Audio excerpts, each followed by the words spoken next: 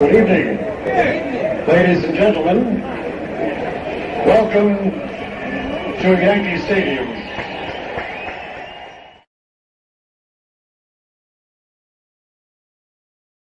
Good evening, ladies and gentlemen. Welcome to Yankee Stadium.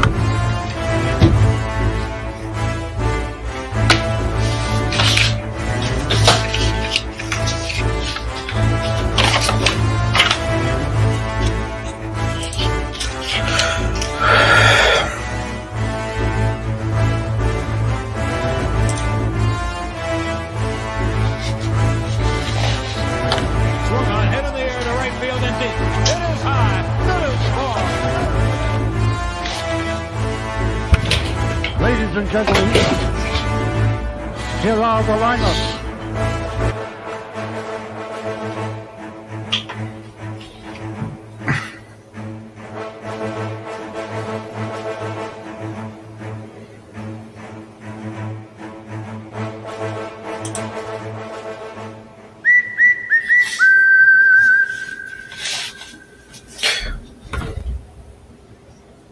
Welcome, everyone, to the BX Sports Jedi Network, the Bronx Bombers Strike Back Watch Along. I am the Don of the Watch Along, BX Sports Jedi Kev.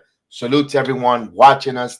The Yankees, last night, a 13-inning, marathon, which personally I was watching it in my sleep because I was knocked out, but finished at 2:30 in the morning, and I got up about an hour and a half afterwards to find out the Yankees fall 1-0 there. Three hits in 13 innings, a lot of miscues on the base pads. Hopefully we could turn the page. We start for tonight's game to this afternoon, the getaway game. You got Nestor Cortes on the mound taking on Robbie, who is not Rachel Ray's little brother. And salute to everyone. Before we get going, we want to make sure you make a little money in your pockets.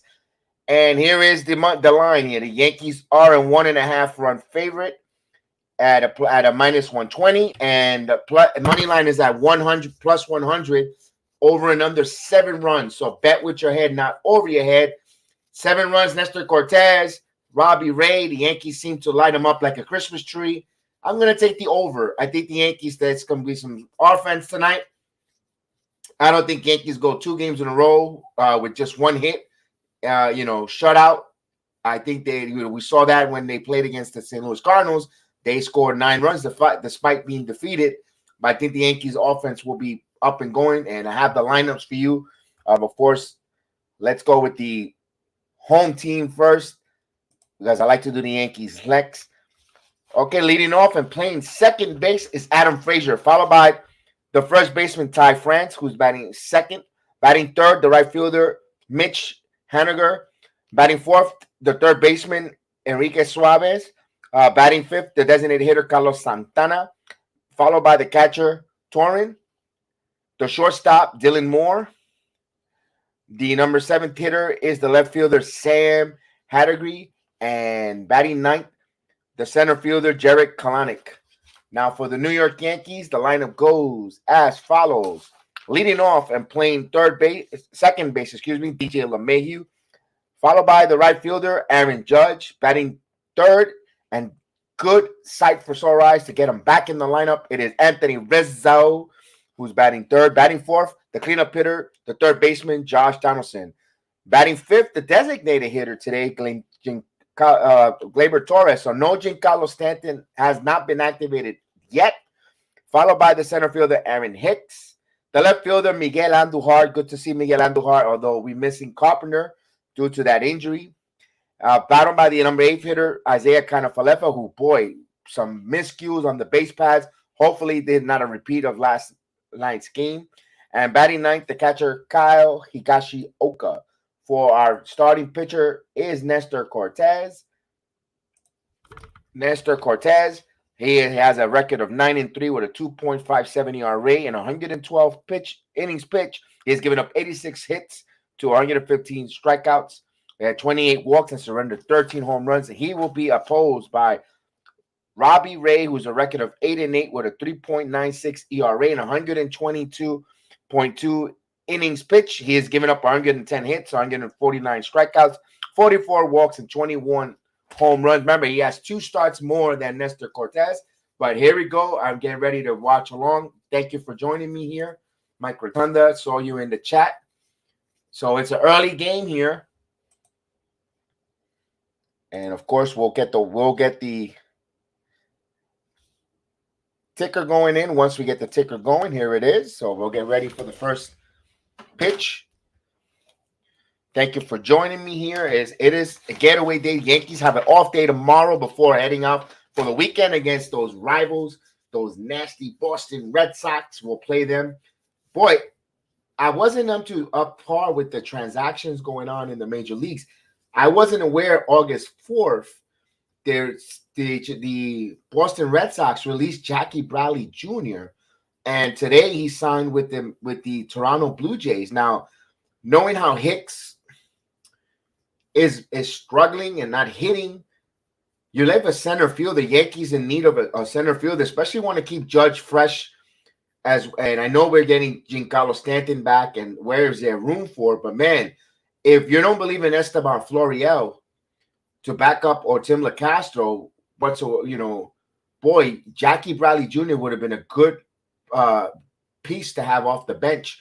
He has a gun for an arm. He could play defensively the heck out of center field, and especially Yankee Stadium. You could put him left center, and man, I'm surprised the Yankees allow Jackie Bradley to go to Toronto there. I think that would have been a player that the Yankees should have kept the eye on and picked up there and to bring him along. But it is what it is there. Man, they needed a case. I'm just a little worried that Judge playing it. Remember, the weather in about another 6 weeks is going to start changing in the northeastern corridor of the United States. It's going to get chillier.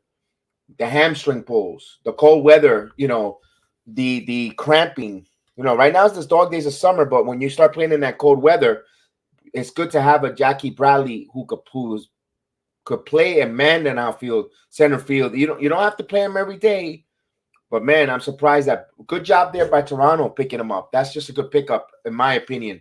I wish the Yankees would have thought about possibly getting a Jackie Bradley Jr. there for depth. They got enough hitters, they got enough mashers, and you never know with a Jackie Bradley Jr. who could make some contact, light hitting, but you never know. This team might need someone who could put some bat on ball, a long time situational hitting. It can't be any worse than when we had with Joey Gallo, or what Hicks and runners and Scorpions. You never know. Former Red Sox come over here, fires him up, and just something could turn on. So I'm surprised they let Jackie Bradley Jr. get through their grasp. In my opinion, especially they're in need of a center fielder, just in case, especially now that you see Hicks play a lot of left field. Judge loves playing center, but let's face it, once it gets colder, I don't want him going there and covering a lot of ground for the cold weather and his muscles. And you need him fresh for the playoffs. It's inevitable that he carries the offense. When Judge goes, the team goes. So I'm surprised that. But I digress there. We also saw Jeurys Familia released by Philadelphia Phillies. Not a big deal, nothing to hang more about. Signed by the Red Sox there. So a lot of different moves there in the transition in the waiver wire or transition, and that I was surprised to see there. to see those players in Boston releasing certain players and picking up. It was kind of weird. It looked like they're waving the white flag. But here we go. We're ready to go here. It looks like a cool overcast day, 67 degrees in Seattle with a little bit of rain, but the roof is open in Seattle there. And of course, those are joining us. Here is the Yankee lineup. So Rizzo's back in the lineup, batting third. I guess Anthony Rizzo likes me pronouncing his name with the Rizzo. So he's back in the lineup. They're going to need him. So Robbie Ray, no relation to Rachel, will take on the mound here with his tight pants. He always wears tights. Maria, hello, Maria. Mike Rotunda in the building says, oh, my God, the other day I went on the channel for a minute. I saw a Deacon laugh aloud. That has to be your son. Yes, my son does the MMA program with Chef Dan. They do a wonderful job. Weekly, they do the MMA weekly and does a phenomenal job. He was going to do the Yankee watch along at 10 o'clock, but he had to work. Here's the pitch. In there for a strike. We're on the way here. So DJ LeMahieu leads it off, who's batting 286 with 12 home runs, 43 RBIs for the right-hander. So Ray ahead of the count, 0-1.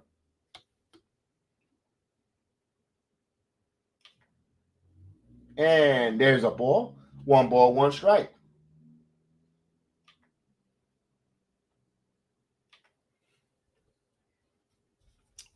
So this is Robbie Ray's first year in the Mariners after signing a 5-year deal. Remember, he won the Cy Young Award last season. He ended the pitch 2 balls and 1 strike, beating out Garrett Cole. So hopefully he gets down the stretch here to reverts into his Cy Young form, helps the Seattle Mariners, dare I say, break a drought and get a wild card spot. The division is out of hand. I think Houston has that wrapped up.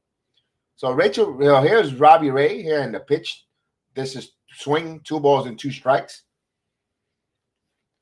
So whenever Robbie Ray pitches, he grunts a lot. And it's because his pants are too tight, in my opinion. They're booty huggers, what he's got on.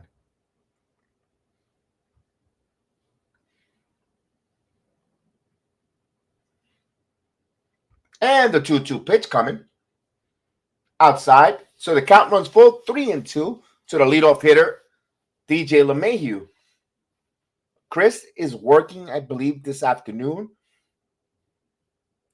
He looks ridiculous. But as for you, ladies, Maria, the eye candy, the tights.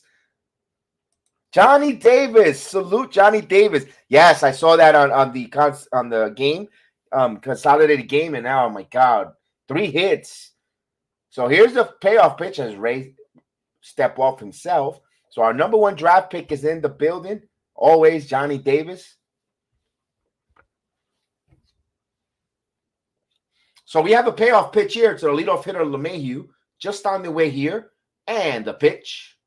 LeMahieu, inside out, sends it to right field, back, right in front of the track to make the first out. So if you're scoring it at home, it's F9. Then you flied it to the right fielder. So Haggy in left, Connick in center, Haniger in right. Then you have Suarez at third, Moore in shortstop, Frazier at second, France at first, and Turan is the catcher. Of course, you saw Robbie Ray, who's pitching. So with 1 away, here's Judge, who's batting 303 with 44 home runs, 98 RBIs. The game finished at 2 in the morning. I was waking up an hour and 20 minutes after that, Maria. Yep, ready to go to grind. And down for a ball. 1-0.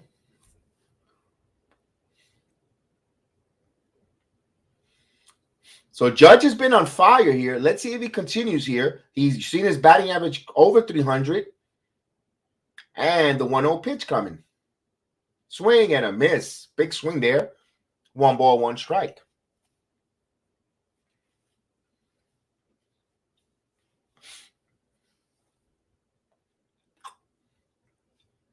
So Judge is 3 for 7 against Ray, and all 3 are home runs. So he sees Ray's pitching very well. And the 1-1 pitch coming. He gets the sign Ray, and Judge calls time. He'll reset again here. Afternoon baseball. Afternoon baseball. We love it.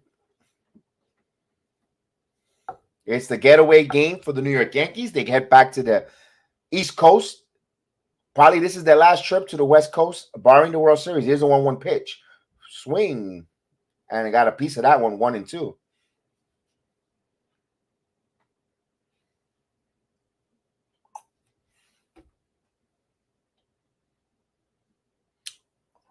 So 1 ball, 2 strikes. We're just on the way here. Let's get some tunes going on in the background.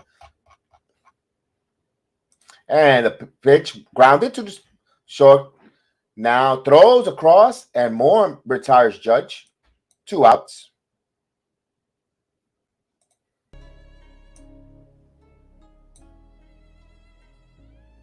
All right, with 2 outs, bases empty, we'll bring up Rizzo. Rizzo's batting .227, 27 RBIs with 27 home runs, 66 RBIs. Read that backwards.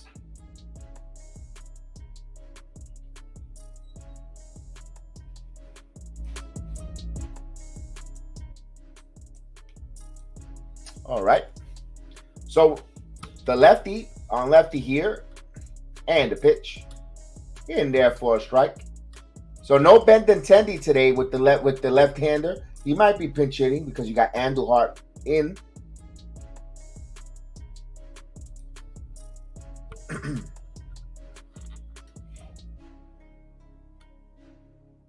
Hopefully his back is okay. I know me who suffers from back injury know exactly what he's almost feeling. You had 2 balls, 1 ball, 1 strike. Some days you feel great, and some days the back just flares up and acts on you like, man.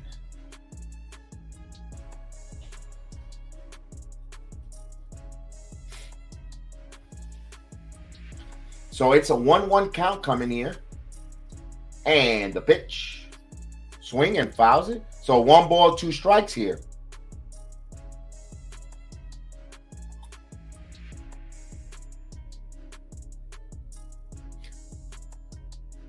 Now, I think we're going to see Jason. Salute, Jason. Oh, yeah. Dave asked me the same. He asked me about that, and I'm going to have I normally don't do fantasy football, though. 1 and 2.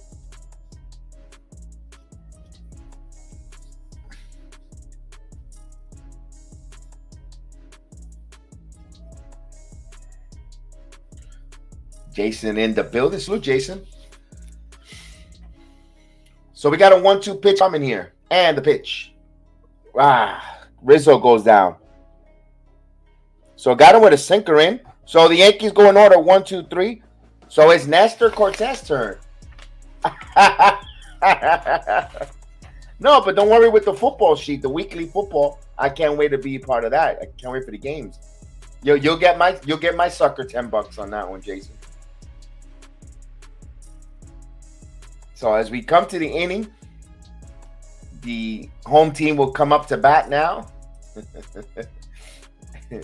I'll put the lineup here on there in case you just join us for what the Mariners are throwing out against Nestor Cortes.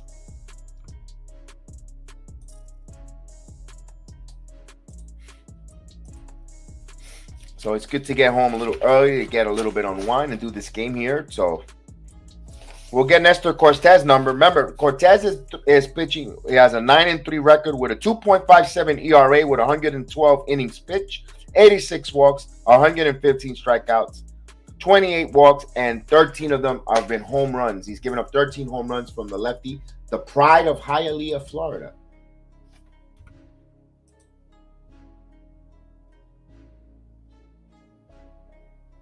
Yes, always make. Remember, house always wins.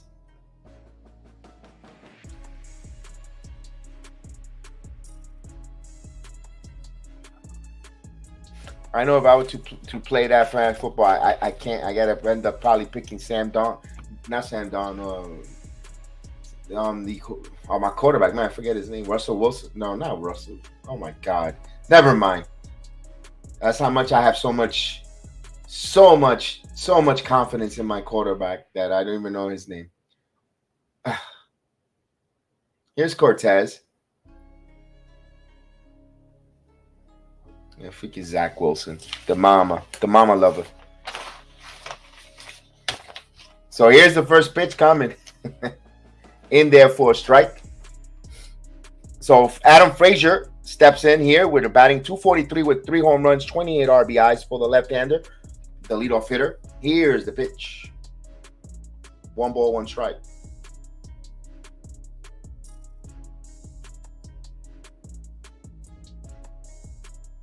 So no, Cortes going after his former team.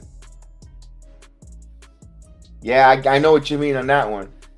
No green, no gang green on my teams either. So it's 1 ball, 2 strikes, fouled it off.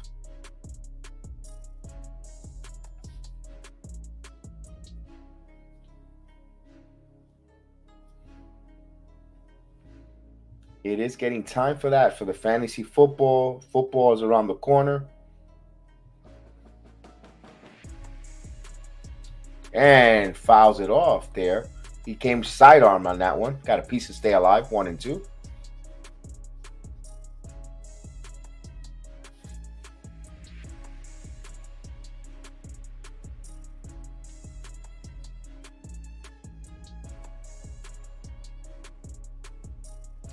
And the 1-2 pitch coming. Swing and a miss. Got him. So Frazier goes down on strikes. Couldn't catch up with Cortez's fastball there. We'll get the whistle going right about now.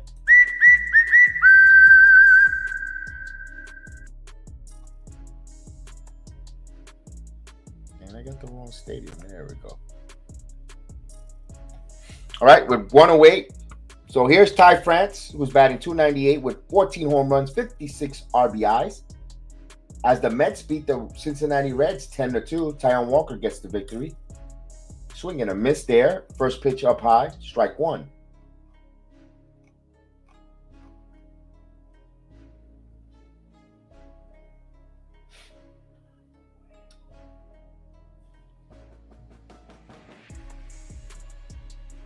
And the pitch up high. 1 ball, 1 strike to count. Oh, I got the wrong lineup, did I? Yep.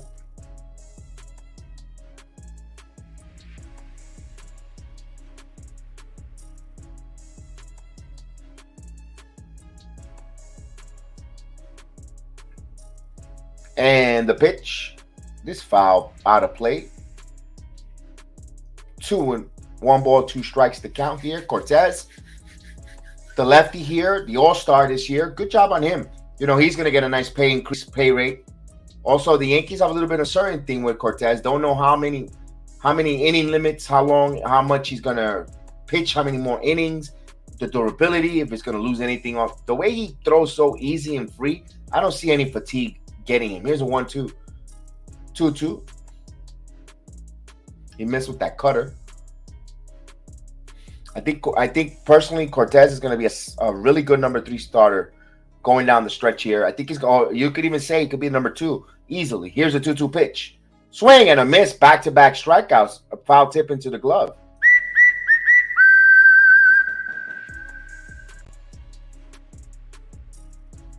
So back-to-back strikeout for Nasty Nestor. Maria says he's super beautiful. So with 2 outs, here's Mitch Haniger, the right fielder, who is batting .265 with 4 home runs, 8 RBIs for the right-hander. And the pitch. This popped up in the center field. Hicks is under there. Hicks makes the play. Inning comes to a conclusion. 1-2-3 first for Cortes. No score after 1 inning here on the BX Sports JEDI Network. The Bronx Bombers strikes back, watch along, play-by-play. Thank you for joining me this afternoon. And from the Facebook app, the Twitch, Twitter, of course, the YouTube stream, Rumba. Thank you for joining us. From anywhere you're watching us on the program, hit those likes. Please share. Let everyone know. All the Yankee fans know what's going on here. All the Mariners. Because we cannot let these nasty Astros come into our chat and start gloating that they've just got a percentage point ahead of the Yankees. So we have the change of inning here.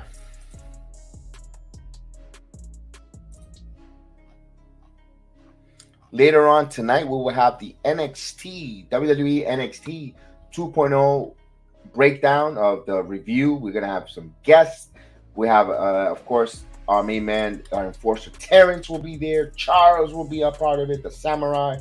So we have a nice little Ron Robbins to speak about what we saw last night in the WWE NXT. Personally, if you hear my voice a little hoarse, I was at NXT Live last night, and a lot of cheering and screaming and hollering, and that was fun. To be there in person is to actually rub elbows with some of the wrestlers that you see them in and out on camera. Got to see Valerie Lorena, the MMA fighter, as I was leaving, passed right by. I said, hey, hello, Natalie. So it was good to see that. Good to see her. Good to see all the good wrestlers from Tony D'Angelo. So it's fun.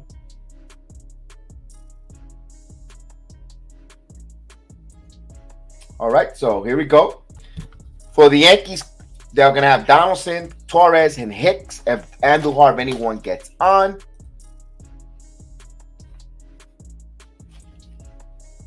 So second inning of work for Robbie Ray. I just want to keep saying Rachel as a joke. But so Josh Donaldson, as of lately, has been heating up slightly. Hopefully, he needs to pick up his slack here, especially the second half, have a big second half. Yankees going to need that bat at third base. They need production at the corners. And the pitch. Swing and a miss. Although he had an 0 for last night, he got hit by a pitch.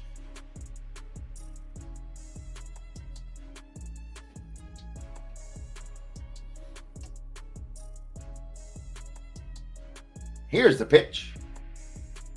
In there for a strike. 1 ball, 1 strike. Donaldson did not like that call. As you can see it on the telestrator, it was a little bit too inside. You see on the ticker.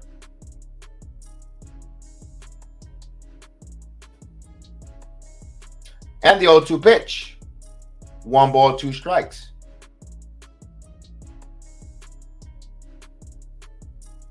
So this game is just on the way. It's only the top of the second inning. No score.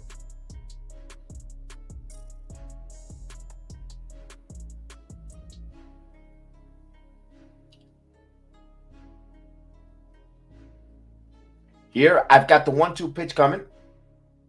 Just missed. 2-2.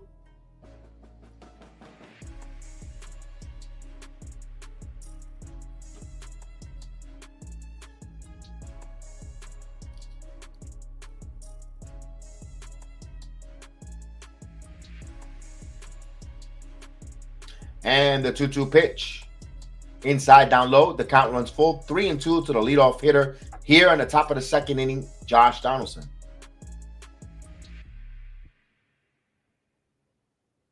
$20 pitches for Ray here. So Yankees trying to make him work here to try to get into that bullpen. Remember, a 13-inning game. You want to get the first team into the bullpen. Here's the big pitch. And that's called strike 3. So backwards K there.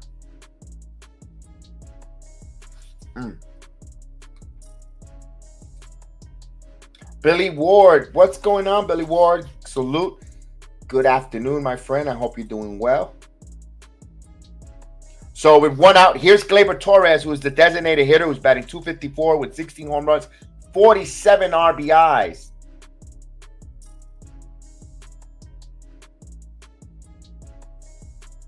Here's Gleyber. First pitch swinging. Pops it up. Skies into center field. And 2 outs.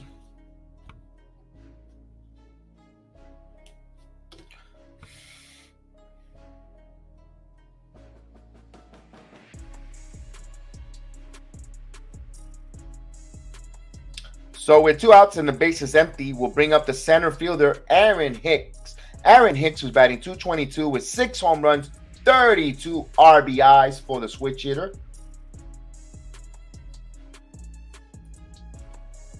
He will be, of course, naturally batting from the right side with the left-handed pitcher. To Hicks.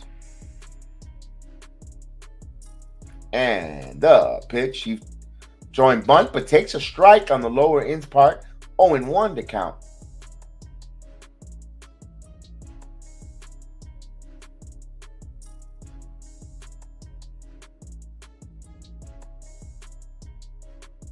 And the 0-1 pitch gets a call strike, 0-2.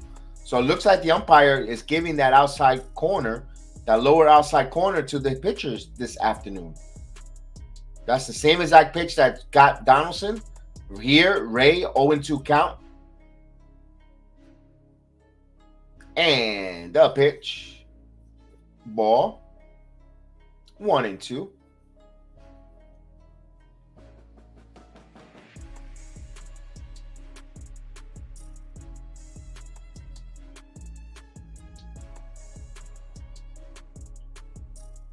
Here's the 1-2 pitch coming. Grounded, opposite direct base hit. So a big 2-out base hit. Nice hitting there. Extends the inning. You want a first base hit of the game. I know you said, oh, it's 2 outs and it's opposite field. Hicks got to do it. We'll run it, but it extends. Now it makes Ray throw more pitches in this inning. Remember, both these teams come off of a 13 inning. They use a lot of pitching. Bullpen a little fatigue and tax. You want to get into the bullpen on the opponents immediately. 26 pitches for Ray here with 2 outs. Here's Miguel Andujar. Andujar just recently brought up after the Carpenter injury. He's batting .241, no home runs, 4 RBIs, but he only has 54 at bats, so he's 13 for 54. Logan, salute, yo, in the building. There's a ball for McGee, 1-0. We got Logan in the building.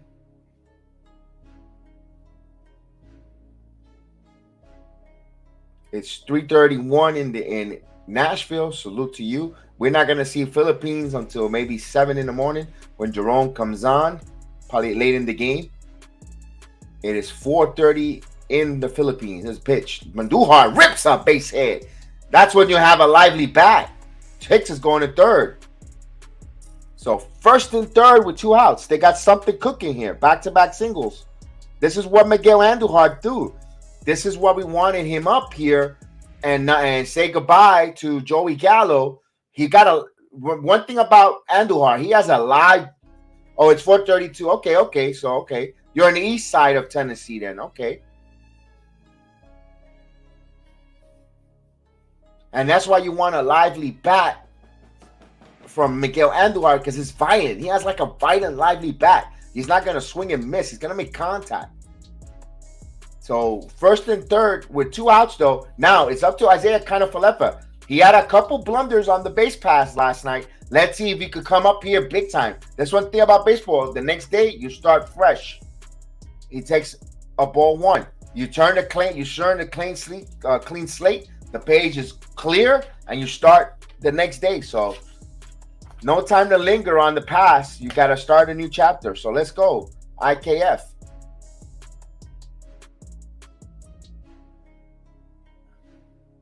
Ray now. And the 1-0 pitch. 2-0.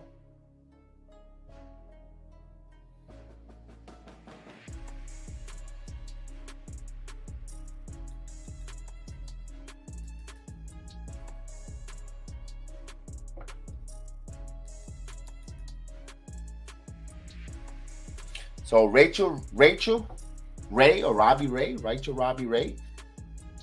I do, here's a pitch. Fouls it off as I like to joke around. So that's the joke that I've been running since last watch along, since last year with Robbie Ray, with CAPUTO. Oh, so we got a hot take here. A hot take. Peraza up and send Torres to the minors. Here's the 2-1 pitch coming from Robbie, and the pitch. Falefa fakes this one in shallow right field. And on run, and come on, Falefa. So Frazier makes that catch to end the inning. So the Yankees strand 2 runners here. No runs, but they get 2 hits. They leave 2 men on base.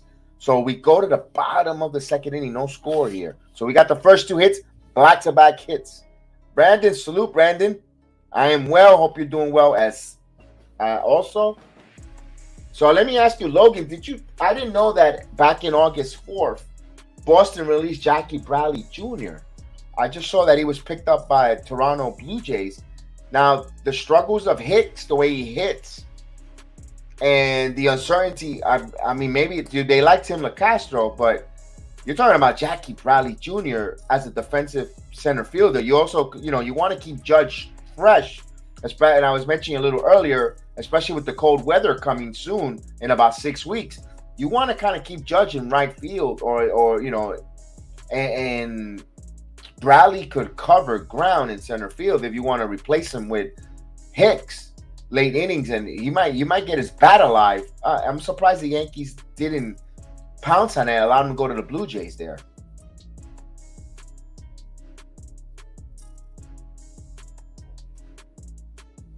There, they just picked them up. I just watched that before coming on the air, Logan. I was looking at I was watching the Mets game a little bit, and man, I saw the Mets game. Hey, Mike is in the building. What a horrible loss. Worst loss of the season for the. Nah, I think that there's been worse ones. That one, at least they played good defense. They play good defense. They pitch well. You got a good pitching performance from Cole. The base running was terrible. They cannot make too many errors on the base pads. But not the worst loss. No. I've seen worse ones. All right, so here's Nestor Cortes. They got picked up 4 times last night. Yeah, 0 for 15 and running score. Yeah. That's not gonna cut the mustard there. All right, so Cortes here for his second inning of work. He's gonna have the 4, 5, and 6 hitter Suarez. Now Suarez was 227 with 18 home runs, 56 RBIs. So Eugenio Suarez, ball 1. So Eugenio Suarez, Carlos Santana, Torrin, and Dylan Moore, if anyone gets on.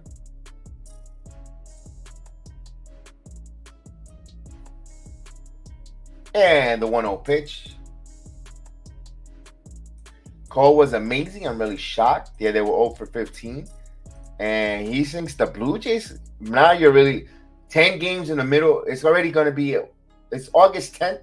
No way they make up 10 games against the Yankees. No way. The deficit is too big, Michael. The deficit is way too big for the Yankees. The Yankees got to lose every game of this. They got to get swept by the Red Sox, then swept by the Blue Jays. And they still have a first place lead if that were to happen. No way.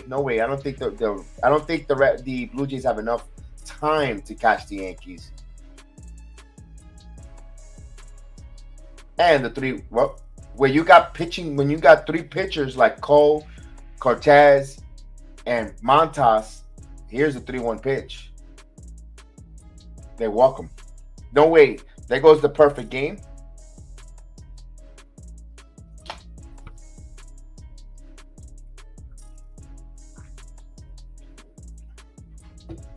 So here's Carlos Santana. So Santana is batting 198 with 10 home runs, 37 RBIs for the slugger.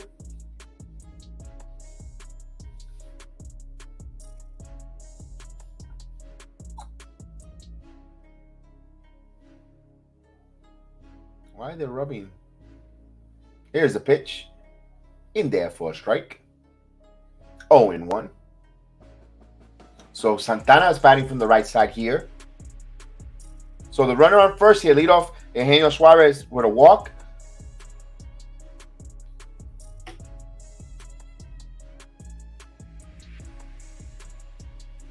One and one. Yeah, I think so, Michael. I can say I'm confident they win a division because they got such a big lead. They have such a big 10-game lead, and you're gonna say by the time they play the Reds, they play the Blue Jays. Blue Jays keep losing too. They're not being world beaters either. Here's a 1-1 pitch. Swing and a miss. 1 and 2. Now, if the Blue Jays were winning this, and while the Yankees were going through this little bit of a rough patch, then I'll say, you know what? It's gonna but Blue Jays are losing just as in games just like the Yankees. So they're both going through some rough patches. Here's the 1-2 pitch. Swing and a miss. So Santana goes down.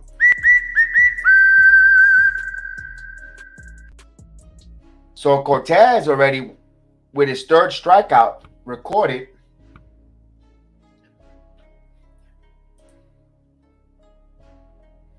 Yeah, there is plenty of baseball, correct, but not enough time to make a 10-game deficit. No way.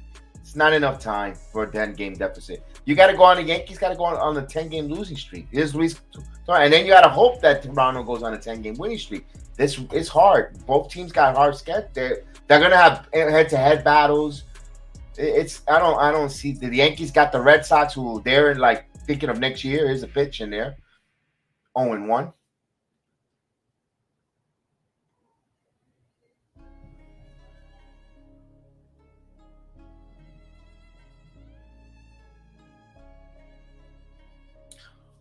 So with 1 out here, runner at first is Suarez. So Cortes, 21 pitches so far here with 1 out in the bottom of the second inning. No score.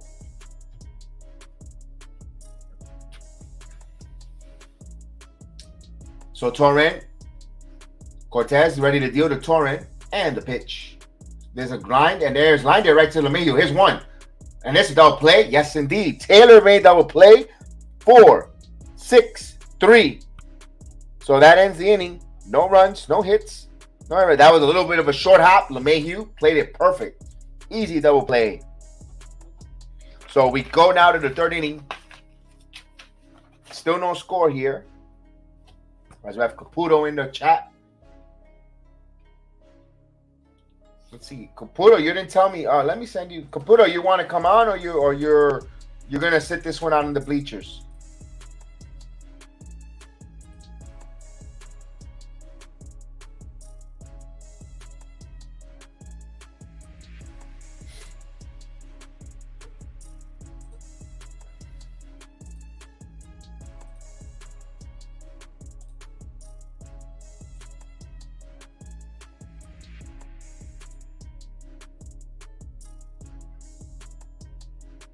Maria's here. Cool.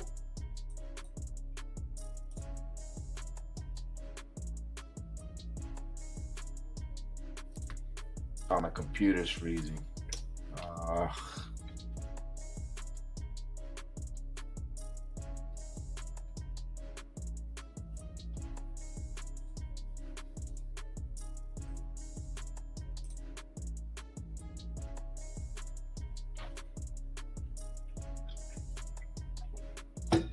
So we will go now. The Yankees turn in the top of the third inning. We have Higashioka. Back to the top of the line for LeMahieu and Judge. Rizzo, if anyone gets on.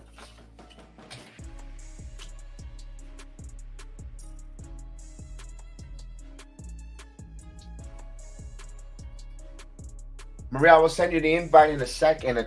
Give me another inning. I want to make sure that the computer, for a reason, when I try opening up that window, it just froze a little bit. I'll send you, my friend, I will send you that link in a minute.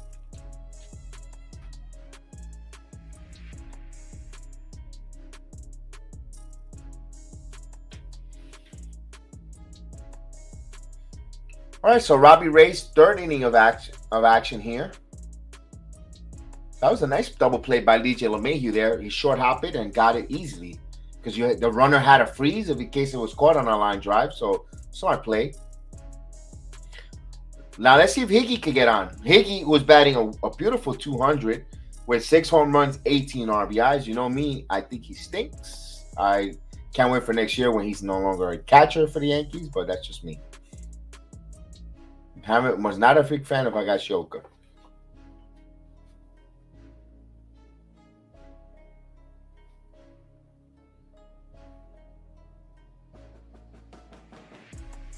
As Higgy's having a little wardrobe issue.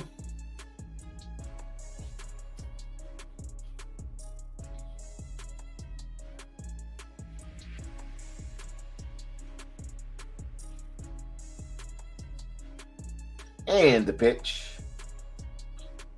1-0.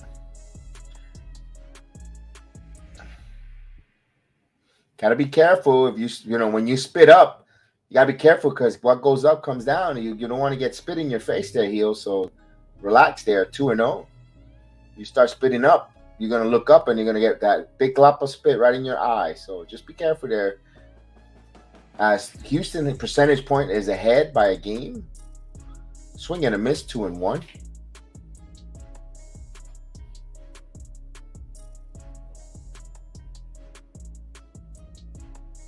.35 pitches here.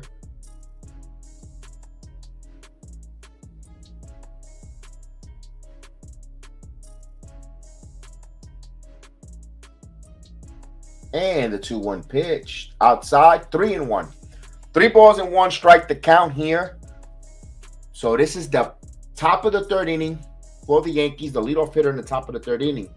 As we get heel gloating about the Astros being in first place. Look at that, chat. And the 3-1 pitch. Grounded. Cue to the right side. It's going to be a tough play. Ray. Nice play by Ray. He beats Higashioka. Wow. Nice play there. So you could 3-1. And that was all done by the pitcher covering. He managed to, and he was falling to the 3rd base side. Good recovery there. So Robbie Ray reaching behind him and made a nice play there.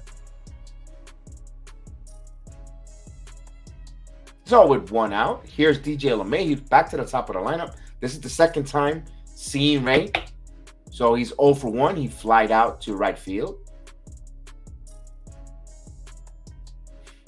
LeMahieu sits at 12 home runs, although he's not a home run hitter, but you can see him occasionally has some power. And the pitch. In there for a strike. 0-1.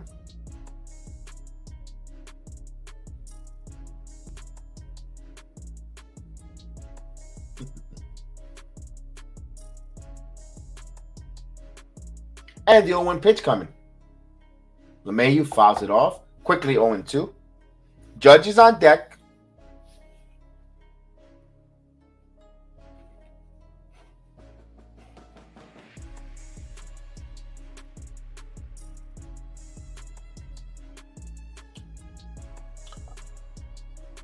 I'm going to say that. I'm going to leave that for one more inning, Mike. If I don't see nothing going on, I'm going to go with you on that one. Here's the pitch. 1 ball, 2 strikes. Give me one more inning. All right, give me another half an inning. Next time up, if they don't do nothing, I'm going to agree with you, Michael. But because they did put up 2 back-to-back hits there with Andujar and Hicks, but I know Falefa popped up. I know with 2 outs. I know that. I know that's what you're probably saying at home. And the 1-2 pitch. Swing and a miss. LeMahieu goes down on strikes. Got him with a nasty curveball inside. So with 2 outs, base is empty. Here's Judge. Judge grounded his first time up.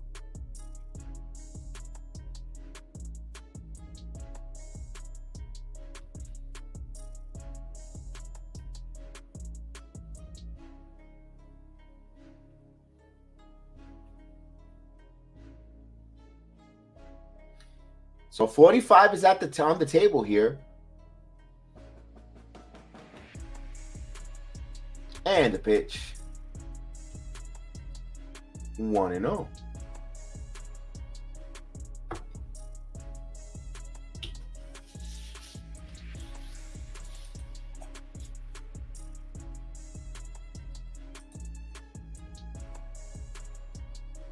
And the pitch. 2-0. So he's keeping the ball down and away from Judge, where he cannot get his good part of the bat to elevate, taking away that long changle.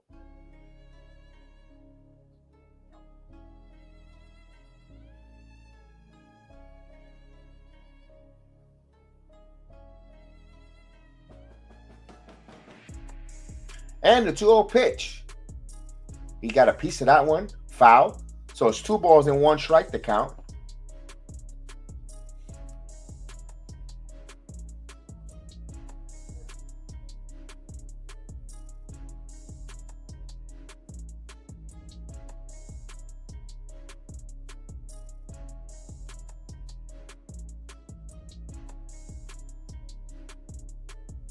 All right, so here's the 2 ball and 1 strike count. 3-1.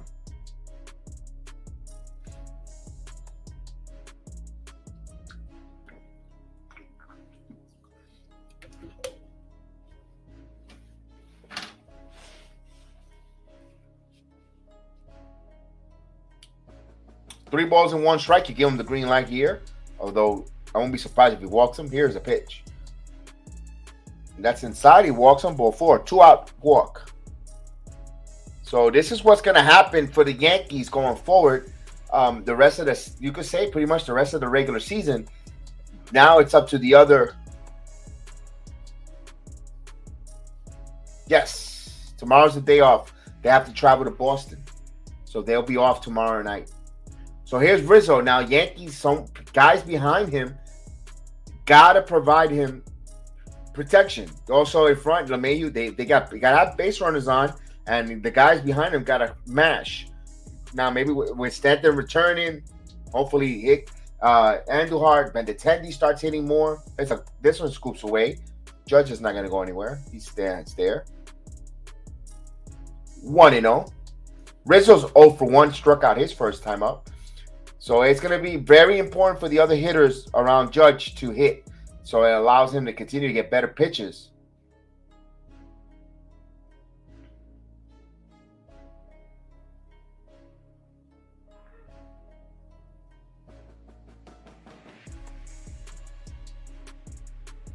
So the 1-0 pitch coming.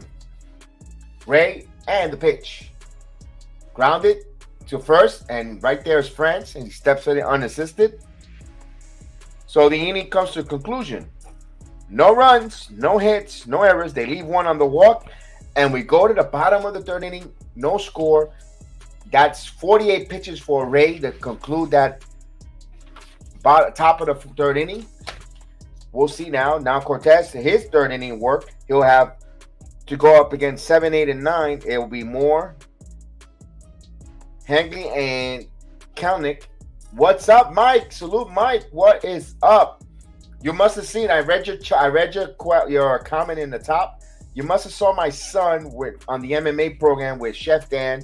They do the MMA weekly, the weekly MMA program and Combat Sports. They do that every Monday night. They do a phenomenal work. And yes, my son. I had the privilege of working and having my son on the channel to work with, and that's his show with Chef Dan.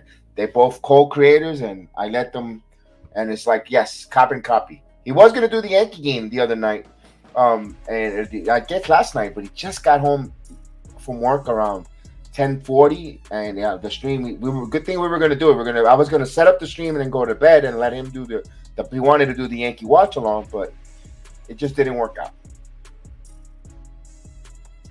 Usually when it's West Coast games, usually Chef Dan does the basketball. When it's the Knicks, he'll do the West Coast games, the basketball games, and we were going to have my son take care of the baseball over the West Coast. And Michael thinks definitely is in trouble. He said, yes, I was laughing exactly like me. Yeah. And that's my youngest son. Mike. He's the 25-year-old. Michael says, too much for a team meeting. You know what happened? They didn't serve cake with that meeting. That's what happens. Yeah, me too. I get it. Yeah, the time when the game finished last night, about an hour later, I was getting up. An hour and a half later, I was getting up. I managed to hear the end of the post game with Sweetie Murdy. So here's the 1-0 pitch. Dylan, 1 ball, 1 strike. So Dylan Moore, batting 197 with 5 home runs, 16 RBIs. Yankees had a team meeting, Maria, within themselves just to refocus, recalibrate, and a 1-1 pitch. Swing and a miss. So 1 ball, 2 strikes here. That's what happened. They need a captain. That's right.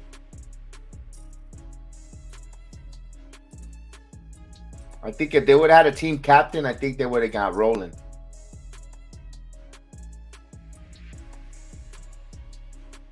And the 1-2 pitch. Swing and a miss. So Cortes get another strikeout.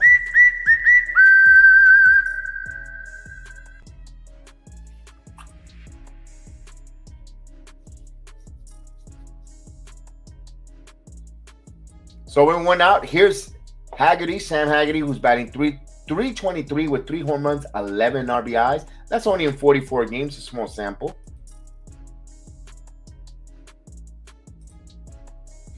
And Johnny says, you might be right. I think they're going to be walking Judge this season. Yes. And here's the pitch. Just missed 1-0. Maria says, make Judge the captain. But he might leave at the end of the year. Here's the pitch. Swing and a miss. Then you got to get another captain. Hey, Debbie Flowers, salute. Thank you for being on here today. Last night I ran. It was horrible. Torres is a face. We need a 7-8-9, but Rizzo would not come up and hit. He played today. Horrible. I feel your pain. I saw the consolidated game. I was like, oh my goodness. 3 only hits, Debbie. You know, that only three hits. 3 hits for 13 innings. That's atrocious. So 1 ball, 2 strikes as Hager calls time. Yes, at least. Remember I was mentioning, Mike, and I was saying it. Competition is good in the starting role because, and wait, here's the 1-2 pitch. Call strike 3. Nice call inside corner. So Cortes bringing out the strikeouts. Nestor Cortes is dealing here, and this is what his fifth strikeout already. Now I was mentioning, here's Kalenic, who's batting 127 with 4 home runs, 12 RBIs. So Kalenic is 14 out of 110. So only got 14 hits out of 110 appearances. And here's the pitch. In there for a strike. I was saying competition helps. You bring in a Frankie Montas, or you would have bought, or if you would have bought Luis Castillo. I thought it was going to help Garrett Cole because here's the 1-0-1 pitch, swing and a miss. So it quickly 0-2 for Cortes. So I love when Nestor gets the ball, he wants to pitch. I love doing his watch along. He is the best to do watch alongs quick, and I love it. Let me before I finish that statement, because I already started a couple times, but Cortes stops with sidearm. Got him! Wow.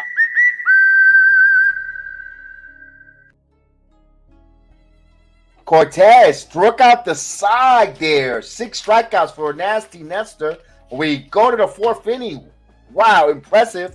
A good pitching. Back-to-back Yankees pitching starting to get there. Now hopefully I can finish what I was saying.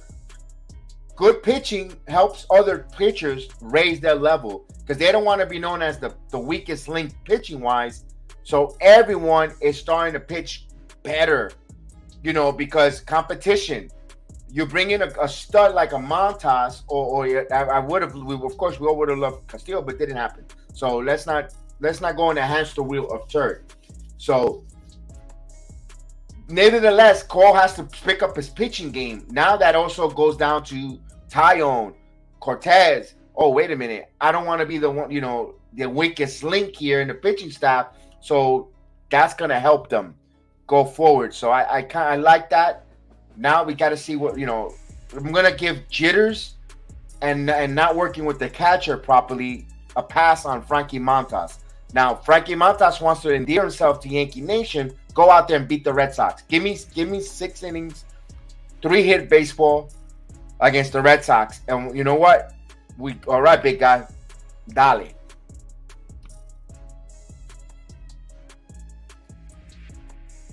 So let's see. Donnie Davis definitely looks like bro. Yeah, at first I was tripping. I was like, yo, it's time traveling into this. Oh, my son.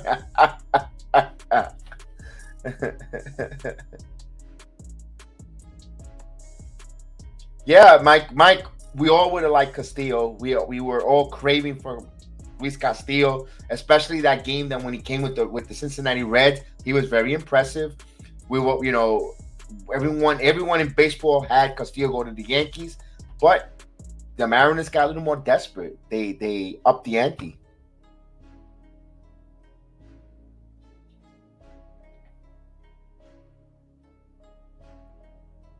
Oh, let me see what this. By the way, I'm gonna put this. I'm gonna hide this one. Let me first.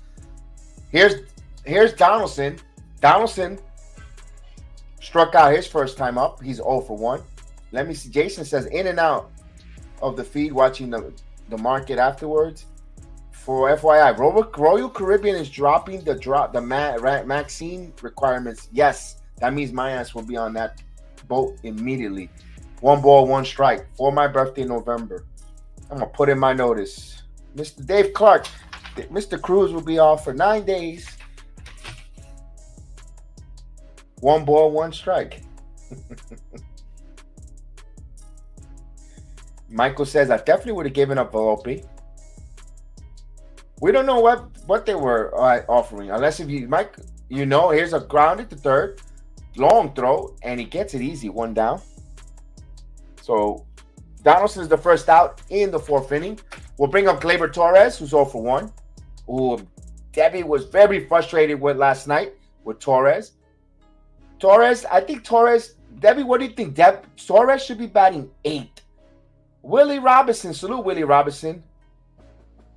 The Yankees was horrible last night, base running and everything. I heard about that. I saw that on the consolidated game, or the condensed game. Oh my God, I was like, what the heck IKF was doing? Here's the pitch.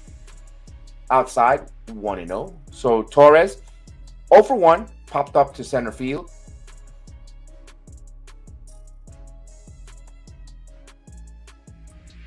And the 1-0 pitch. Foul straight back, 1-1. So Robbie Ray grunts on every little thing he does. He shouldn't be wearing his pants so tight. If he wasn't wearing those tights, he will pitch better. He's grunting after every pitch, but man, he's got those butt huggers on.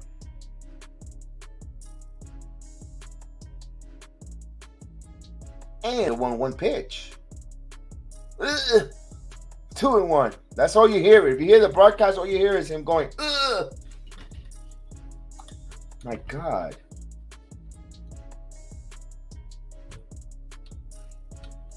Here's the 2-1 pitch. Oh, this one drives this one, and it is foul. So it was a loud noise. He broke his bat too.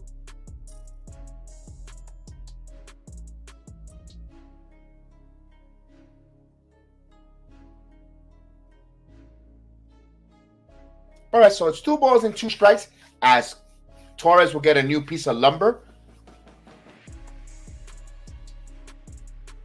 55 pitches with 1 out in the top of the 4th inning.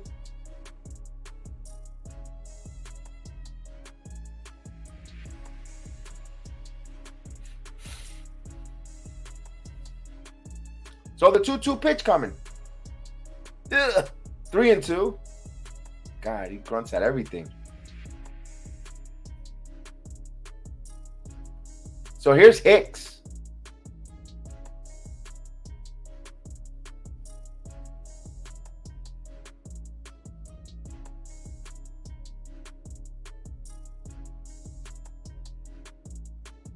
The Tesla stock, yes. Especially now with that these ears at full count inside, walks him. Hey, Mike, let me ask you, or the chat, I know that arrived. I mentioned it earlier. I know I talked to Logan about that, but both Michael and Mike Rotunda. Mikey Jolly Jr. was available. Boston released him. These guys, the Blue Jays, picked him up. Now, question was, why did the Yankees not bring him in as a 4th outfielder, especially knowing that you need a center fielder? When it gets colder, you put Judge back and right. Bradley could play a hell of a center field, replacement. And I'm surprised they let him go. They didn't even Yankees didn't bat an eye looking that way. As Hicks takes a ball, 1-0. Hicks got a base hit, opposite field base hit, his first time up, so he's 1 for 1.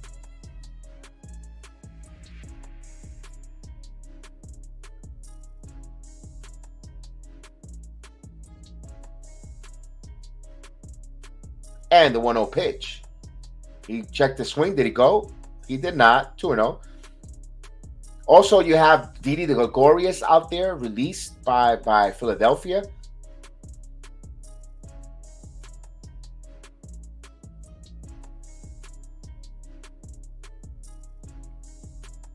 I like that, Debbie. You made a beautiful statement there.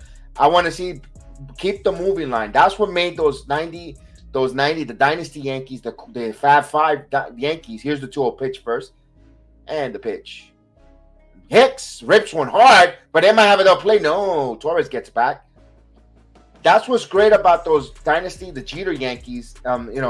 Was they kept moving the assembly line. They allowed the assembly line to continue to go. And let's bring Chris in. Hey, stranger, how are you, Chris?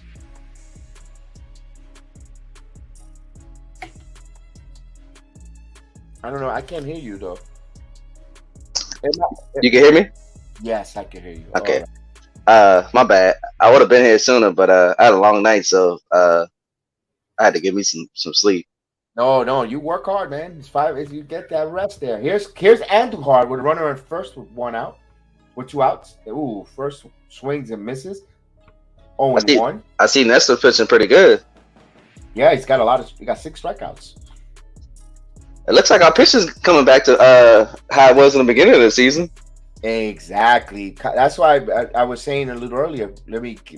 I'll finish that for the half inning, because when I tried it last time, I kept getting interrupted because Nestor Cortes pitched well as Higgy steps out of the bag. Andujar.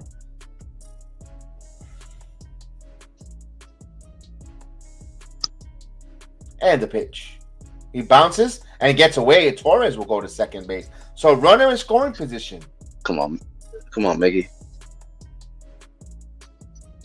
So he's in scoring position on a wild pitch. I was saying with the pitching staff, remember you said competition is good. If you would have got a Castillo, I think it will only make Cole better because he has to compete now. That wants to be the ace and so forth. Nobody wants to be the weakest link in the pitching staff. Everyone's going to be pitching a little greater. I thought it would have helped with Castillo, even now for Montas. So it's good to see the pitching staff getting back to where they were. Here's the 1-1. Grounded, top slowly. Raw throws and makes the play. The inning comes to an end. I see Rizzo's back in the lineup too. Yes, he is. No runs, no hits. Did he won on that walk? We go down to the bottom of the 4th inning. No score. We got Chris in with me. Good to see him here. We got the chat going on to watch along soldiers.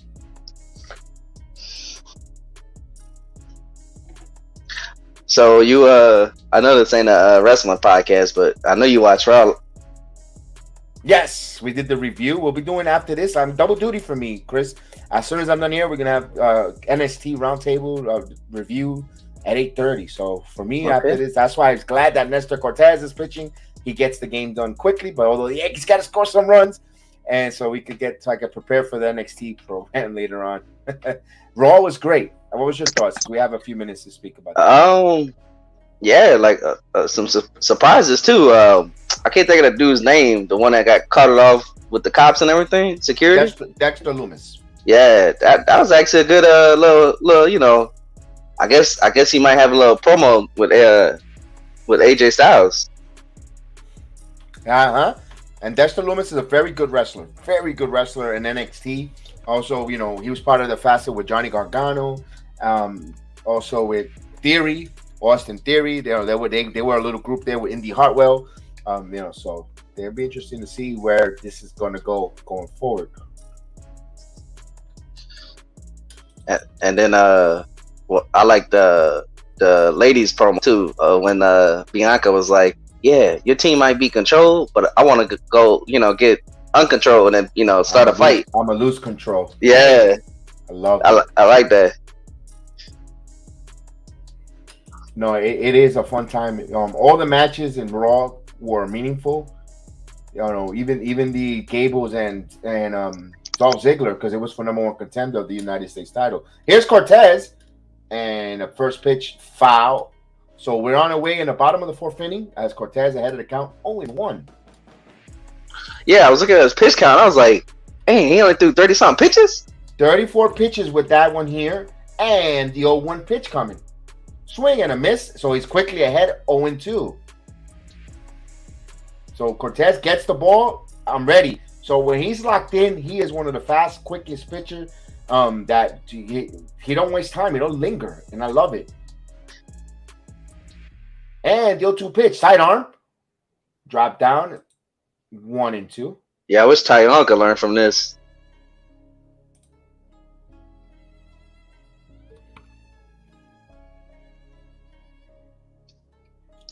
Tyone pitched a good game on the other night. 3-hitter and Oh, the 1-2 yeah. pitch. Foul. So it's still 1-2.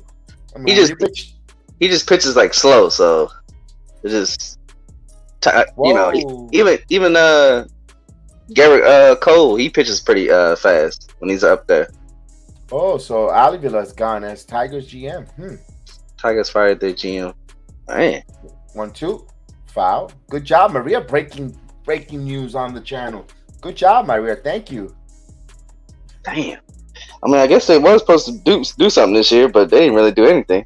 They spent some good money bringing Baez. They were in talks of bringing Correa too, which didn't make no sense, but they were going to bring both. Here's the 1-2 pitch coming. And this one's popped up. This was a no man's land, but Hicks called it off. Hicks makes the play. 1 away. So Frazier's gone. Now coming in, here's Kai France, who was a strikeout victim his first time up.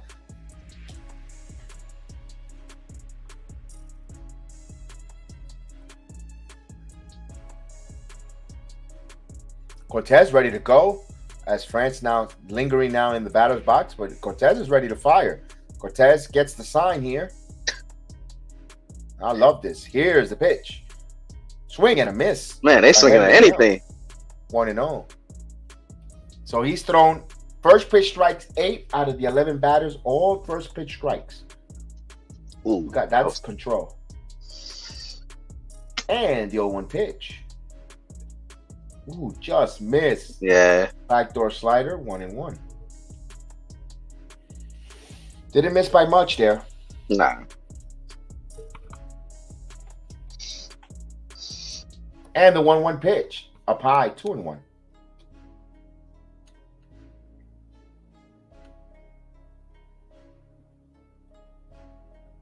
I think Montez is going to be all right on the next start. That's what I was mentioning. Here's a 2-1 pitch coming. Curveball, 3-1.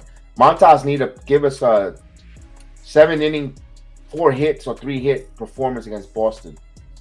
Yeah, that would be nice.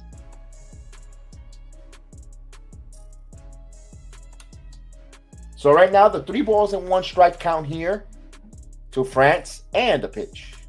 He fouls it off. The count runs full, 3-2. We just challenged him. I liked it. You know what? Here, I trust my defense. Let's go.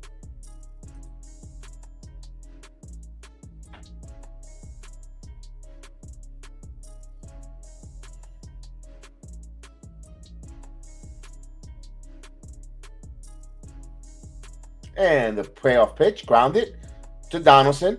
Fields, pumps, throw across. Plenty of time. 2 outs. So base is empty. Here's Mitch Haniger. And let me see. I'm telling you one thing. All these base running mistakes we're making and people are not getting too mad about. In the postseason. You'll be a rude awakening if they continue in the postseason. You lose games for base running mistakes. Remember, happens to us. Yeah, but I think that's IKF being too itchy in the base pass. He's got to be more aware of what's going on. And Torres too. Those are the 2 people that be making the base error. Torres makes the scratchy move. 0-1. Like both of them do it. I don't think Yankees are a dumb team. They're fundamentally really well when it comes to the defense. It's the base runners, but that aggressiveness sometimes could help a team get out of a slump in the Yeah, that's what it is, Mike. They trying to be too aggressive and they trying to score more runs. That's the reason. It ain't like last year. Last year was terrible.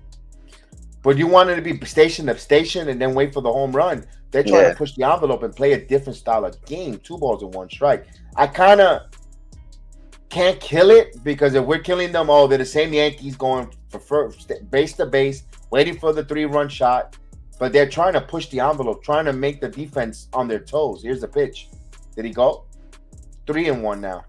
I'm not gonna lie. I'm looking at the thing on the screen.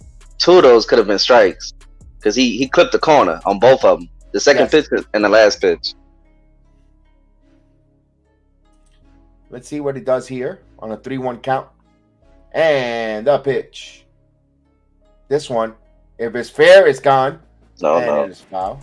Thank you. He ripped that one. He gave that one a jolt. I'm thinking about something, but I ain't gonna say it out loud. No, there's no excuse, Michael, for 4 times. No, it's not an excuse. I'm not putting an excuse for them. Is that you want them to push the envelope, but then yes, there's sometimes that they're head scratchers. And the payoff pitch, grounded, right there with LeMahieu perfectly stationed, makes the play. Inning comes to a conclusion. So we go to the 5th. No score.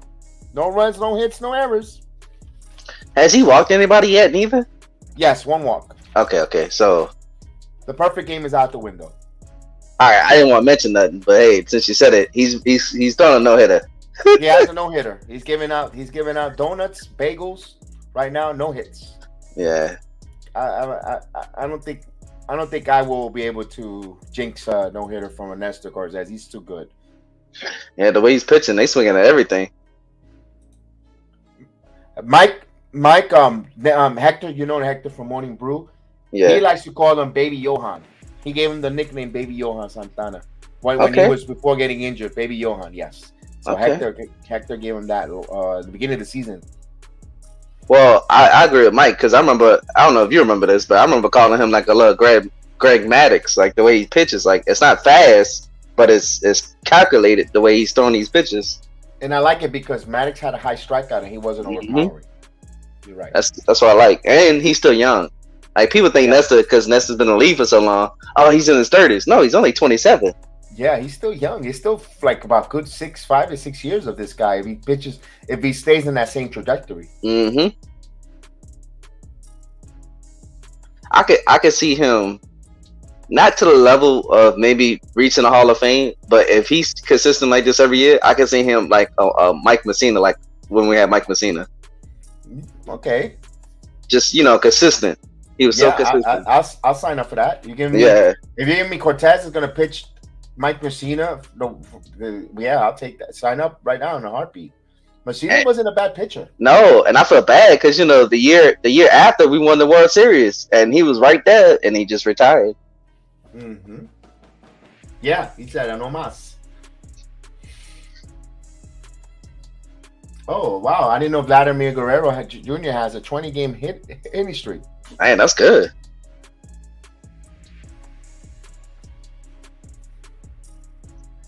So, do you still think Judge is MVP? Look at the numbers he's putting here. I like that. Like I said, like over 300. 300. Yeah. Yep. Here's kind of Faletta. Of course. And popped up. Come on, first pitch swinging too. Come on. I wanted to ask you, Kev, why they don't let IKF bunt a little bit? That's what I would do. I don't know if it's up to him. It's up to maybe. Because he dictates the batting, but he also has to like leading off. Why not bunt? They don't play the shift on him. They know that he's capable of dropping one. That's why. Maybe I don't know. I'm just throwing that out there. Oh no, Nestor pitched the same pitch, bro. You can't give Robbie Ray that, but not give Nestor that. Well, here's why I have. Right now, the first pitch to Higgy and the pitch. Ooh, that was a strike. Wow. That was not. No, you're right. You're right on that one. Wow. You're taking the bat out of our hands, bro. Like, I didn't see last night game. Like, it looked like nobody was hitting last night. Donnie had 3 hits. Here's the pitch. Ugh, he swung at a down quickly 0-2. He just stinks. They got you. Yeah, I don't like him. Hopefully, what's his name come up next year? Ben Forret? Roughneck. Yeah. Roughneck, whatever. Yeah. Because Higgy is not that good. Michael, this is the reigning Cy Young Award winner. You know that, right? Robbie Rachel Ray. Here's the 0-2 pitch. 1-2. I wouldn't say he sucks because he actually his ERA is actually down from the beginning of the season. It was like over like 6. He won the Cy Young. He don't suck. He had to find himself in Seattle.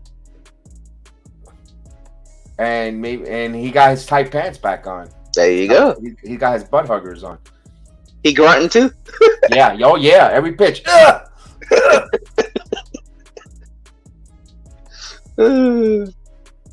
See, Higgy, you could have got walked.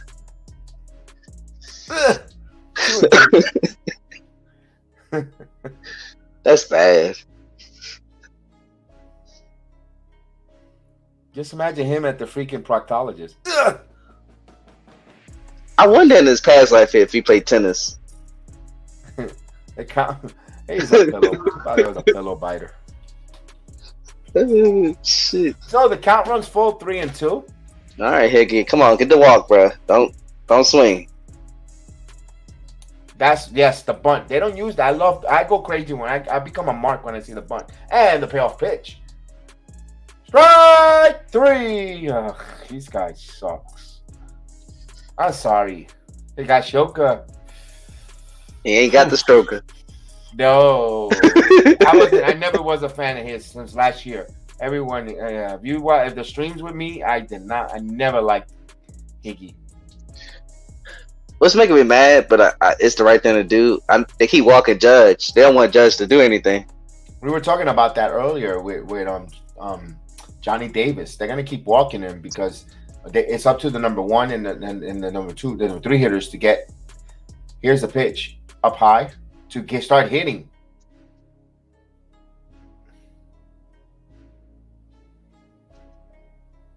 Ooh, man, that almost hit DJ. 1-0 the pitch. Ooh, there's a pitch. Oh yeah, it almost did. It got him off the plate, so it's 2-0 the count. Now, if LeMahieu could get a walk here with Judge, they're not gonna walk back-to-back walks here. Although, if you're Seattle, why not? Don't give him nothing to pitch. Go after the lefty Rizzo, who just came back off the time off from a little bit of a back issue.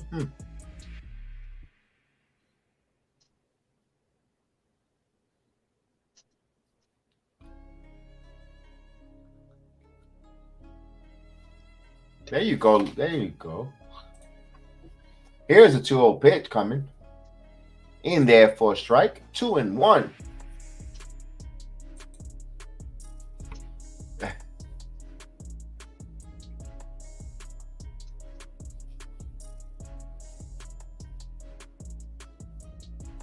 Hold up, what Mike said about Houston? 2 balls and 1 strike. You want me to highlight it or? No, I'm gonna go back and check. Look at Houston. They played like champs against us, but they can't beat Oakland. They shot their load against us. We would beat them. That's what I'm saying. Like, I'm not so. All right. So speaking of Houston, Mike, their pitching is good. I'm not gonna lie. Their hitting is all right because they got a couple good hitters, but their bullpen sucks. Of course, and they're gonna debate me that on paper they're the high numbers. Yeah, but kind of 3-2. It's the same thing as the Yankees. They're the best average. It happens that the Yankees are the best offensive team. They mash, they hit home runs, and then they become the most pathetic team in the playoffs when it comes to playing against the Astros and stuff. It's the same thing with you could say, you know what? The Houston Astros, you could put a pig on a lipstick, you're still a pig. And their bullpen stinks. Plain and simple. I'm not afraid of their bullpen. The way they're not afraid of our hitters, we're not afraid of their bullpen. It's their bullpen. I've been saying it. I said it since they stink. Here's the payoff pitch, and he walked him. Thank you. So a 2-out walk here to LeMahieu. Now their hitters, they just put contact. They make constant contact on her, and they just become better hitters against the Yankee team with the ball. Maybe we need something different. Maybe they were going out a sinker before they were relying more. You know what the Yankees are missing? That they were winning championships when they had Stoudemire as that pitching coach. No one's throwing the split finger fastball no more, or the splitter. Cone threw it. Clemens threw it. If Duque for a part, here's the pitch to Judge. In there for a strike. That was way outside. Come on, man. That pitch was all the way on the East Coast. Come on, bro. Man, it's bad enough Judge can't hit nothing because they keep walking them. What are you doing? Here he goes. He's always saying that we're delusional because of stats. Dude, what happened when you were up by 3 runs? You let Hicks hit a 3-run home run, you guys. You blew 2 games in the bullpen wise against the Yankees. Come on, man. Hill, I'll say this, Hill. I'm saying your bullpen sucks against us. Now, I don't know what they do with the other teams. I seen what they did against us, and we hit off them. Yeah, they can't get the Yankees out. Judge hit 2 walk-offs against them. 2, yeah. And also, don't forget, LeMahieu was sending the Yankees to Game 7. Yeah. And you know, when Altuve decides to use a buzzer to win, to get to win that game off of Chapman. Come on, man. You know that. Dude, that's why you know your bullpen sucks. People get mad, but that's probably why Chapman laughed, because he knew something was up. Yeah, of course. 3-1. They're not gonna pitch the Judge. No, that's fine. Rizzo, please hit a 3-run bomb. Man, I hated that. Like, I hated when they did that to Barry Bonds. Well, that's basically. I mean, I know it's smart, but I'm just saying though. Like, even all right, say Barry Bonds is nobody on base, 2 out. You walk. I'm gonna walk him. That's stupid. That's not baseball. Listen, we were talking about that. Remember when we were playing Rafael Devers in the Red Sox? We were like, just walk Devers, just walk Devers, just walk Devers, because he was hurting us. So I get that. I mean, yeah, Devers was killing us. That 14.5 lead, yes, but they're not gonna blow this, Michael. They're not gonna blow this. You want them to blow it because you want. That's what it sounds like. That's what he wants. He wants the Yankees to blow this lead, but I don't think they will. No matter how much you try, they're not gonna. This team is too talented to drop a 10-game. Could it be 5? Could they cut it and win the division by 5 games? It's possible, but I don't think so. Well, Hector brought it to my attention too, and I forgot. Like, the '98 team was struggling before they got to the playoffs, and then look at what happened. Yeah, you're right. So, I mean, I don't really care as long as we got the best record, because I do want home field against Houston.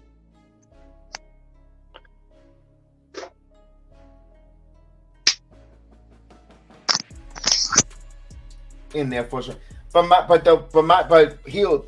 What everybody remembers is your bullpen blowing the games. All those memorable playoff series is your bullpen blowing the games in Yankee Stadium and so forth. That's why, and even in years past, here's swinging a miss, 1-1. Even in 2017 and 2019, it was your bullpen that was you guys were scared in the bullpen. You had to use Morton to come out of the pen.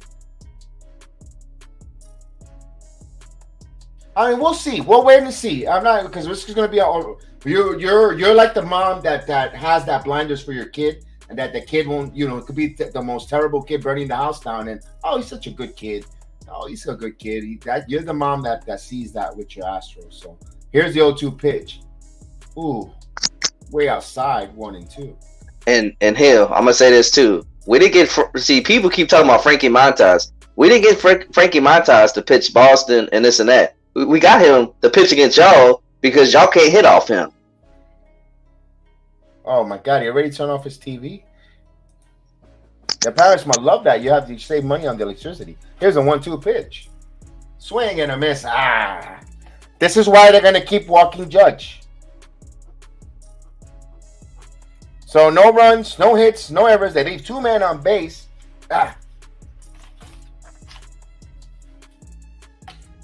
Hey, Michael, we could chip in and get you a Joey Gallo Dodger jersey if you like. Oh yeah, and look, if you want, we can autograph it for you too. Mm-hmm. In fact, hold on. Where is Hold on a second. I know I'm going to change it for a moment. Here, Michael, we'll put the signature for you.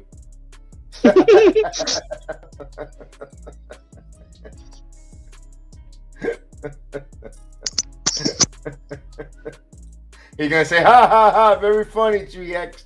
You're gonna, what are you gonna say about that?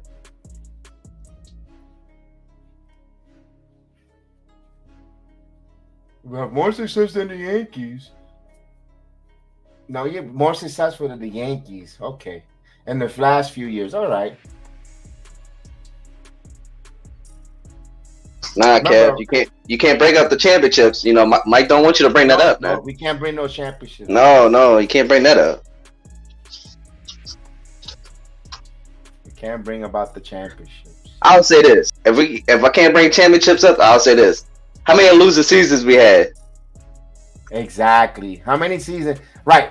We don't have to tank for 3 years and be the most dreadful team in baseball in order to get, #1 draft picks, like they did a few years. Remember they tanked for so many years, and until that 2014 season they started playing decent. Remember they sucked in 2013, 2012. They really stink, the Astros, before they started winning. And even before that, yeah, like the last time they were good was when Roger Clemens and Andy Pettitte was on the team. They put it this way: Yankees don't go to rebuilding season; they win. They always over 500, but not good enough. It's about championship. Here's the 0-1 pitch to Suarez. 1-1. I don't need to talk about the fast to feel myself better, because you're the one that cries poverty. I can't keep my own players. Here's the 1-1 pitch. It's not fair. We got to share the revenue. You got to share. That's not fair. The Yankees buy all the players. We need revenue sharing because we can't compete with the Yankees. It's true. 1-2. Swing and a miss. Struck him out. Got him. Good job. Cortes is dealing here. Wow. Let's get I didn't get the whistle here.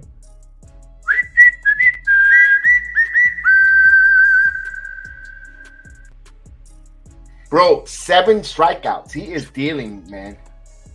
I love it. Come on, Nestor. Keep it going.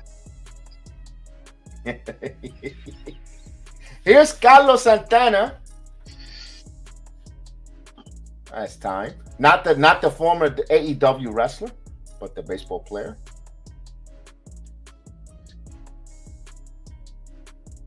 And the pitch in there for a strike. Because this rendition of Carlos Santana, I can't compare him to the Hall of Fame guitarist. I gotta put him with the basura that is the AEW wrestler.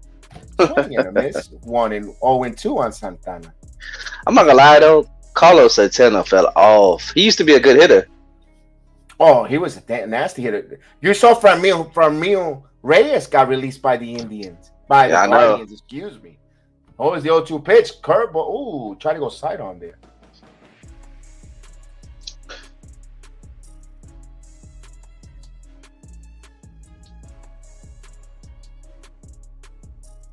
I remember when they lost a bunch of picks there for that scandal.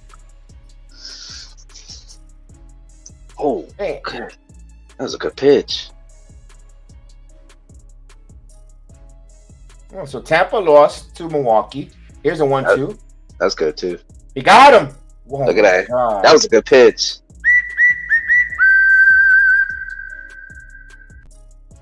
Hey, Nestor is locked in 8 Ks. But what inning is this? Uh-oh. Buffoon is going to want to come out of the with 2 outs here. Watch out. If Buffoon might come out and get a pitching change. Look at me. Man, it's 5 innings. It's 5 innings. He's pitching too good, bro. Here's Torren 0-1. And the pitch. Torrens fouls it. It kills me that ain't nobody really hitting Nestor. So 60 pitches for Nestor Cortes, the pride of Hialeah, Florida. And the 0-1 pitch coming. 1 ball, 1 strike. I'm gonna start. Yeah, go ahead. I'm about to say I'm gonna start talking about how good we are and how good the Astros are. We're gonna meet y'all in the playoffs and we're gonna see what happens. That's it. Let the best play team go. That's it. It'll be fun. Here's a 1-1 pitch. Line foul. 1-2. Hold on.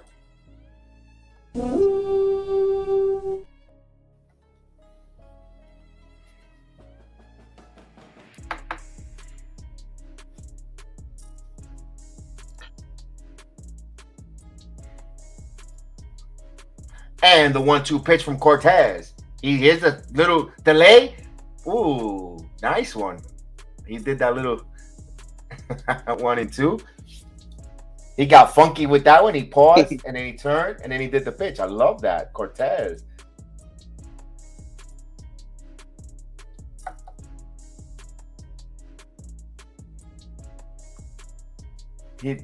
Debbie don't want to see the popped up. Yes. Quick pitch pop up. IKF is under it.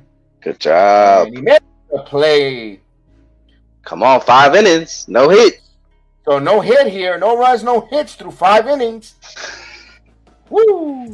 In the words I know. of Ric Flair. Ric Flair. They need some runs though. Yeah, they Yankees do. need some runs. What happened to Donaldson, man? Donaldson was hot that first game, and then he just.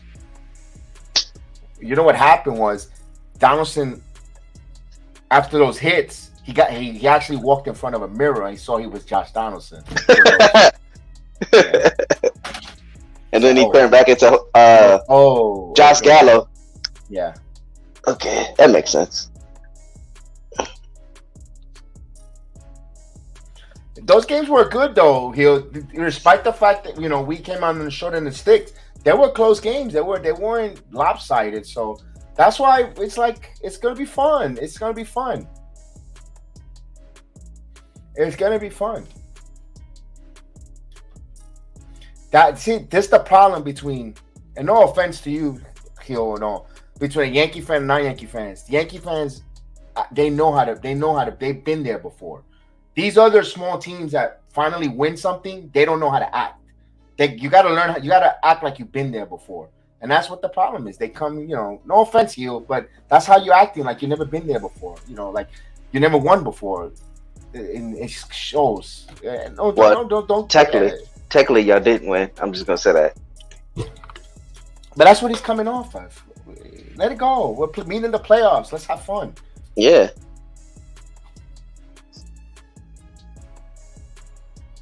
It's like I still wish we would have got another pitcher though. Oh well, don't get me started on that one. Man. Yeah, I still wish we would have got one. I think, but to be honest with you, Kev, I think this offseason I think it's gonna be huge. I know I'm looking past everything, but I think that we're gonna trade Torres for a pitcher.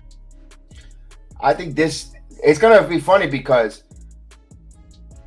by the time you know what, I'm gonna be a little. I hope they retool this offseason because by the time they return back, they're not gonna have enough time to with the parade and with the tour and then the World Baseball Classic. Our guys are gonna be a little tired. All right, Donaldson. Come on, Donaldson. All right, so here's Donaldson. There's a strike. But Robbie, don't call me Rachel, Ray is pitching a pretty good game himself. 2 hits with 86 pitches and the pitch. Come on, man. Oh, my God, that was disgusting, man. What did he swing at? 0-2. And I'll say this, too. The position. Robbie Ray is not good against us neither. Last year, he was awful. He was terrible against the Yankees. While in the Cy Young. Man. Again, I'm going to say this. Cole should have won the Cy Young last year. That's all I'm going to say. They did it again. 1-2. Did he go? He did not. Ooh, 1-2. I'll take that. As Ray did not like that. Shit, Cole should have won 2 Cy Youngs, man. They cheated him. Verlander shouldn't have won it that year. It should have been him. Of course, man. Get the man. What's the point of you being on the stands, man? If you're not swinging a bat. And the pitch. Oh, that was not a strike. As much as I dislike this guy, they're gonna call it anyway. They're gonna call it anyway. I'm not even. Ooh, that was not a strike. Ugh. No. So, despite the fact Ray has 6 strikeouts of his own here, so we got a pitching duel. Back-to-back pitching duel. Is Caputo saying he wants Joey Gallo back? Hold on, what? Look at this. Sleep. Mike, go somewhere with that. We don't want Gallo. We don't want Donaldson either, but we don't want Gallo. Here's Torres, 0-for-1, walked in the 4th inning. Who's batting .253 with 16 home runs, 47 RBIs. Here goes Torres. He's going to hit one in the center field. Of course. Come on, Torres. Like, what's going on with you, bro? Like, you was doing so good, and now you going back to your old ways. He hits this one, line this one, but he sends this one to a ride. He gave it a ride though to the warning track. Wow, right before the wall, 2 outs. Nice stroke there by Torres, but it's 2 outs. Is recorded as a long out. We can agree on this, Kev. Like, Torres need to stop trying to swing for the fences every time. That's the problem. I agree with you, but ugh. I know, but that's the problem. Like, he trying to hit a home run every time. You can't. He's trying to keep up with the Joneses, with the monsters that we have on the team. So here's Hicks, who's actually 1 for 2. He got a hit in the second inning. Here's the pitch. Did he go? No. 1-0.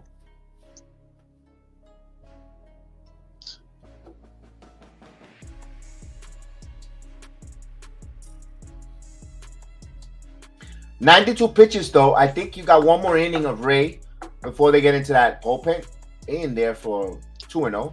Now, I was mentioning earlier, Chris, the Yankees would love them to continue to work the count on Ray, get into the Mariners bullpen. Remember, this is what both teams coming off a 13-inning performance of both bullpens are little tasks.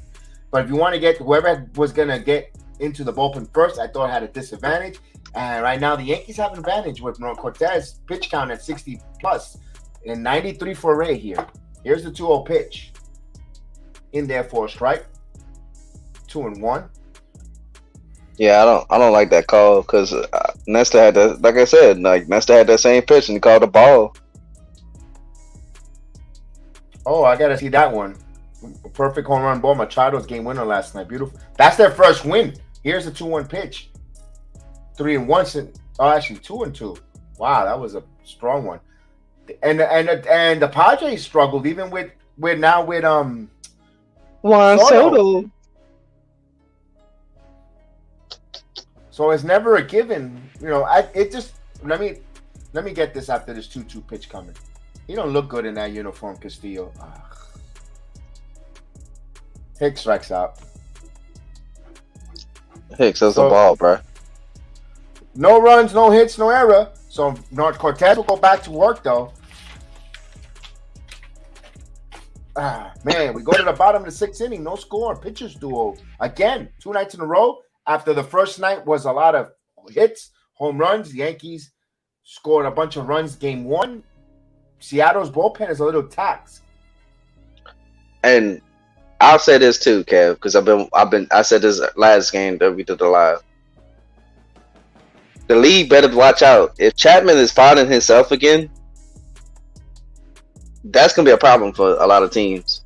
I agree, and also Britton has been starting to throwing and looking good ahead of schedule. Yeah, Britton wants to come back. I don't count on Britton coming back. Yeah, he wants to come back. Yeah, don't think I'm having my hopes on Britton, but all we're hearing is a lot of positivity of him making great progress. So hey, a late September call up that he comes in and gives a bullpen a fresh arm. Wow. I'll say this too. If he does good, you can sign him to like a cheap deal for like 1 year and let him prove himself and see what happens. Because I like the way he pitches. He's a sinker baller. Indeed. That's exactly, yes, indeed. You know, he's not like Chapman. He doesn't rely on like, oh, let me throw my fastball. I can go 100. And it can go everywhere. He relies on that sinker, like a bowling ball, to get outs. So, you know, that's the difference between him and Chapman. I'm not re-signing Chapman. I'll maybe re-sign Britton if he has a good, regular season, postseason.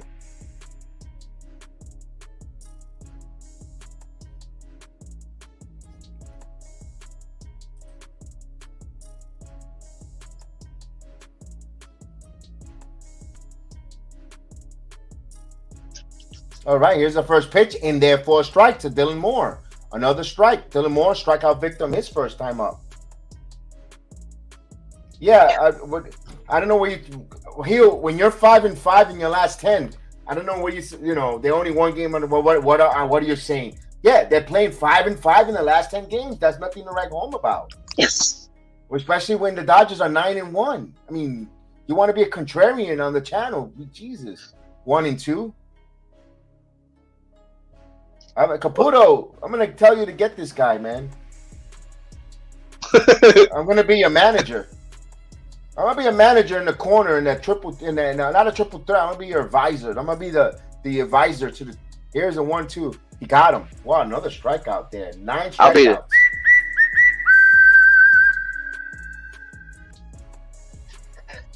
Chris, you'll be the special referee, so you look the other way when we. There you go. Field. Yeah, I got you. Hill, you're gonna be sleeping with the fishes, man. We're gonna get you, Hill. We're gonna get you. Yeah, they're 5-5 in the last 10, bro. The Dodgers are 9-1.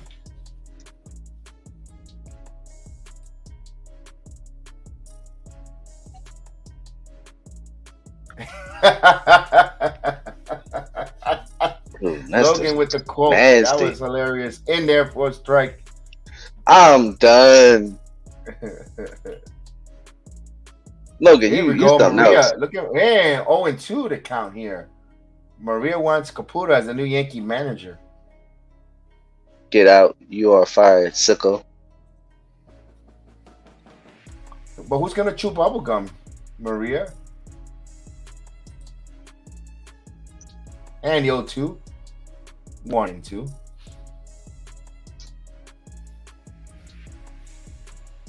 Let's see who else is here. Let's see. Yeah, Yankees are 3-7 in the last 10 games. That's not good.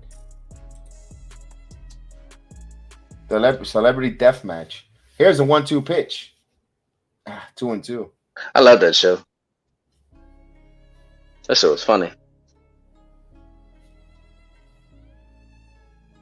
You ever watched that show before, Kev? Oh yeah, that was really good. All the different priorities they would put up there to fight each other in the deathmatch. That was good. That claymation was ahead of. Here's a 2-2 pitch. Oh, this one is going and it's gone. Damn. So the first hit, off the foul pole. There goes the no-hitter. There goes the shutout, and Seattle takes the 1-0 lead. I think Caputo could turn Boone off. gonna take him out. Oh, Buffon is coming out right now. Immediately. Damn. You're gonna show pitching coach will be up and coming. Damn, that's the man. Hey, he pitched well. He's pitching well. Our offense definitely got to do something now.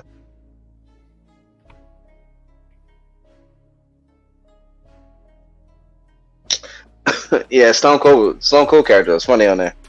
Oh yeah. Oh, there it is. And the pitch in there for a strike. Wow, Mike. I'm sorry, Mike. Like, oh, you're a Debbie Downer, bruh. Here's the 1-0 pitch coming. Swing and a miss. My bad. I'm not a real Yankee fan. I'm sorry.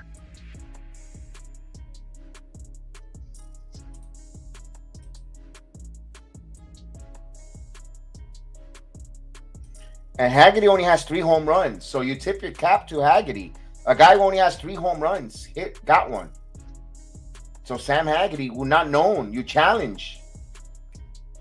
Hey, you tip your cap. The hitters got to hit. They're professionals. They get paid too.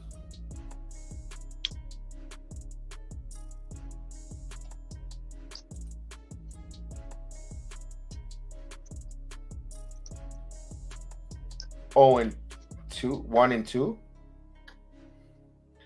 Michael says, if you're going to have the nerve to be positive right now. No, it's not the nerves. It's only 1-0 right now. When it's 8th inning, then I'm going to be worried. It's foul ball, 1-2. If it's 1-0 in the 8th inning and they only got 2 hits, yeah, I'm going to be worried. I'll be totally honest. I'll say this, Mike. They scared of Judge. Let them have 2 people on base with Judge's on. They're not going to walk him.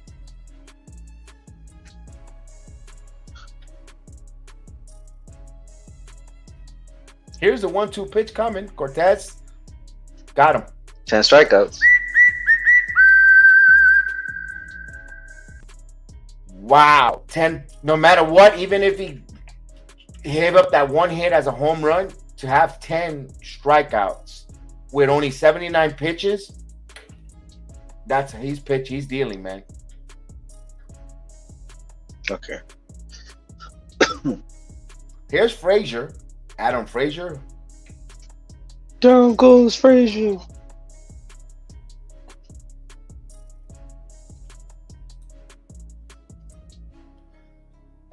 The pitch popped up. LeMahieu. And the innings complete. But Sam Haggerty hits his 4th home run of the season and gives the Mariners a 1-0 lead. Wow, Mike. The Mariners was the same way, basically. Man, get out of here.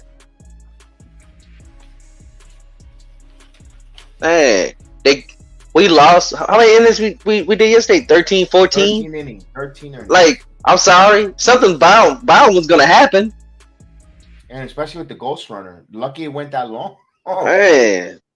lucky it went that long. I can't blame the Yankees for that, Brad. Like, it just happens. I mean, Seattle wasn't scoring either. Yes.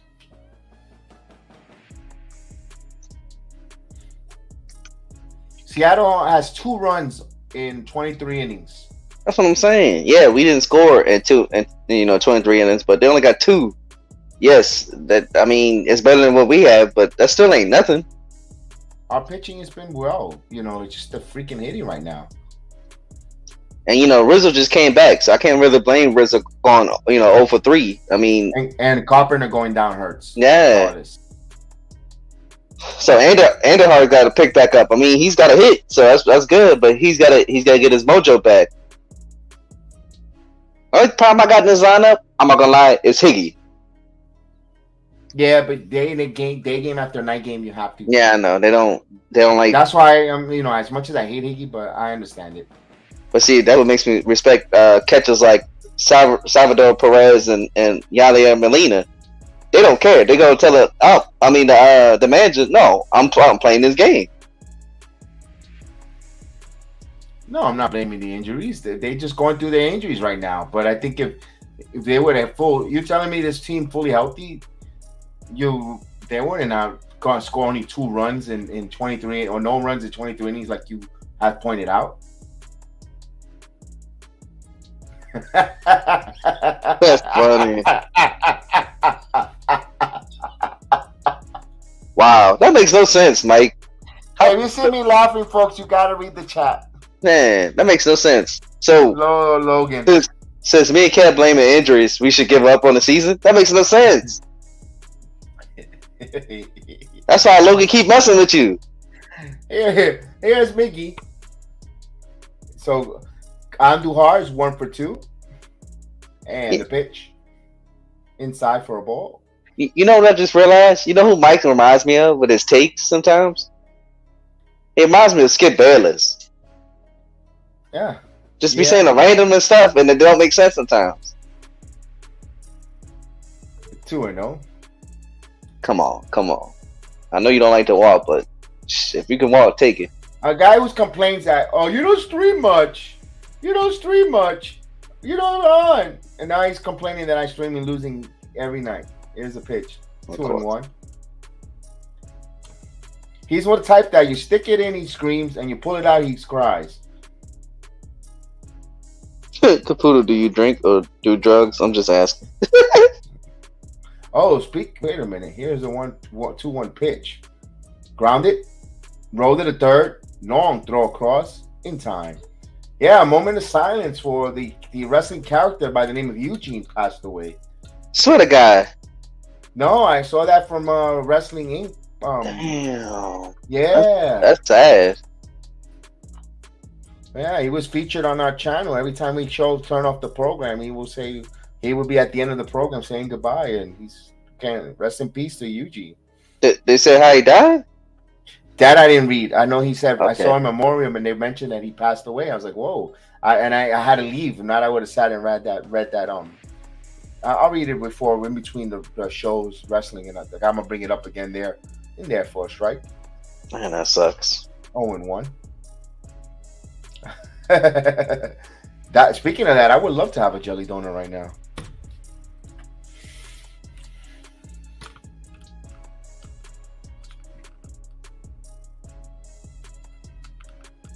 And the pitch.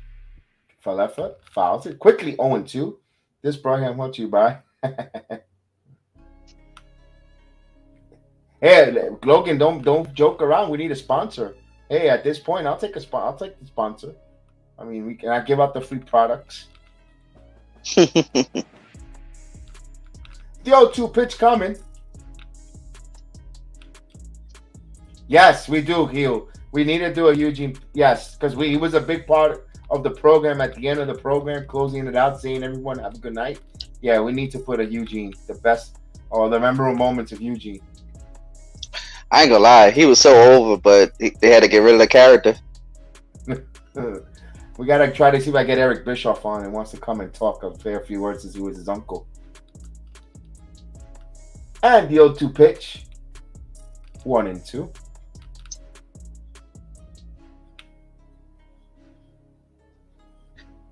I remember him coming back and he was bald headed. Yeah, I think he did. Okay. He did some, yeah, I think so.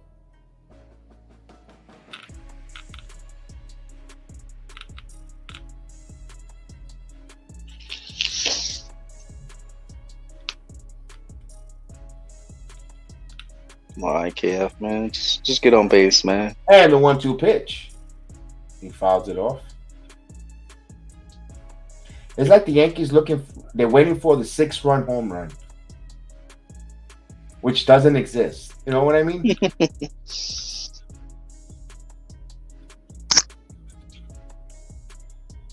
In charge of what?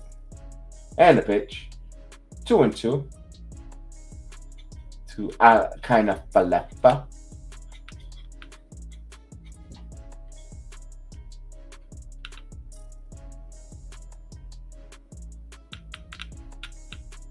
Okay. And the 2-2 pitch. Count is full. 3-2. So pitch count is close to 107. So I don't think he's gonna be there long here. I think he gets. I mean, if Ray could get to LeMahieu, if the Yankees can bring up LeMahieu, then we'll see a new pitcher. But here's the 3-2. Yes. He walked him. Good job. Thank you. 1-1 out walk. Now, Higgy, don't do nothing stupid. Come on. I wish they would have. Could we expand the rosters? Because it's September yet, so we can bring an extra catcher. We can pinch hit this clown. Just be like, automatic. Stanton comes back from the IL. We didn't tell nobody yet. He's about to pinch hit.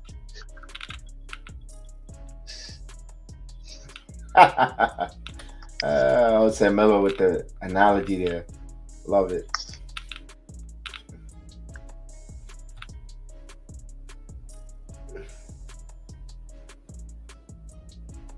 You know what? Good question there, Debbie.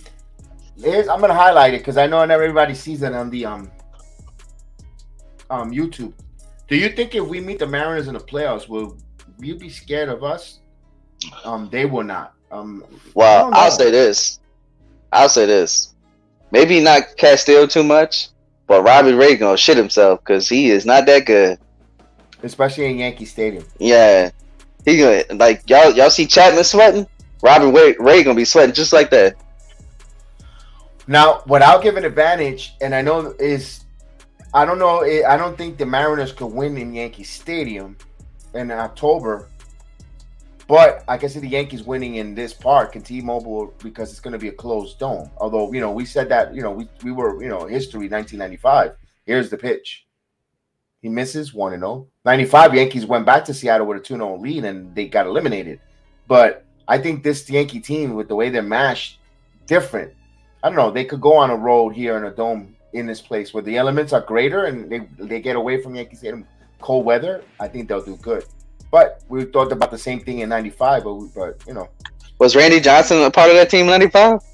Yes, he pitched. He had a pitch in the bullpen to close. Yeah.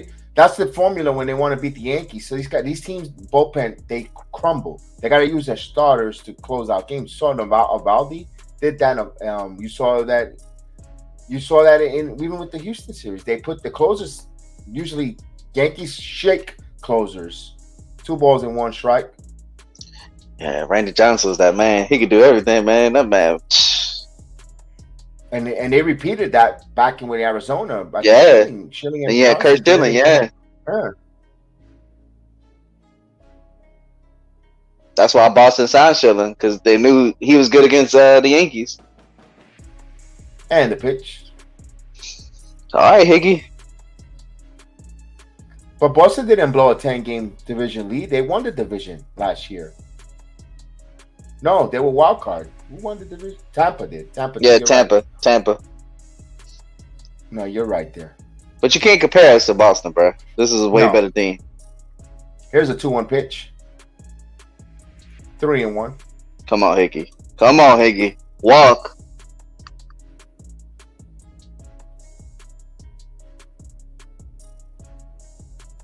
Right. Right. No. I know that. That's what changes in September. That different dynamic. You have starters that come in and close. Here's the 3-1 pitch. Higgy Texas pitch. Wow, that was not a strike there. I think Stanton is coming back against the Red Sox. That's what people got to realize too. We do not have our full team. Like, that's what you got to look at too. We do not have our full team. We don't have Stanton. Rizzo just came back today. Let's see if IKF runs. I think not, because they don't know the base mistakes. The pitch. And Higgy fouls it out. I think the manager's like not going to give him the green light for a little bit.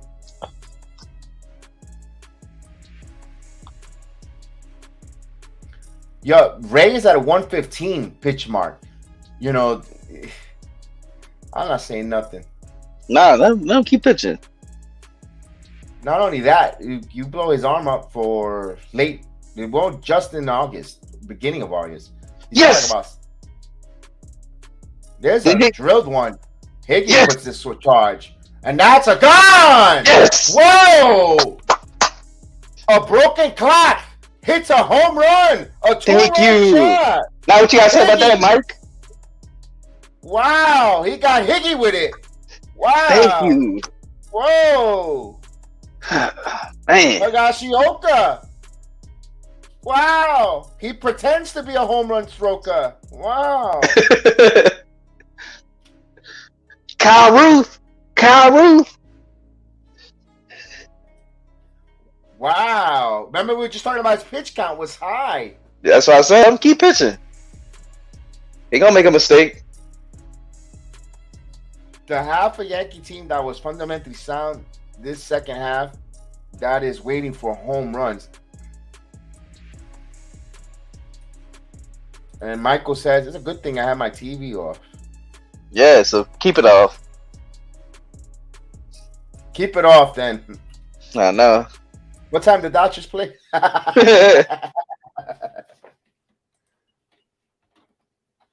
All right, so Robbie Ray leaves. Wow, the Yankees got what a way to pick up your pitcher, though. See, your pitcher's pitching a good game, and also you as a catcher, as much as we ridicule Higashioka here, let's give him his prop, not because he hit the 2-run home run.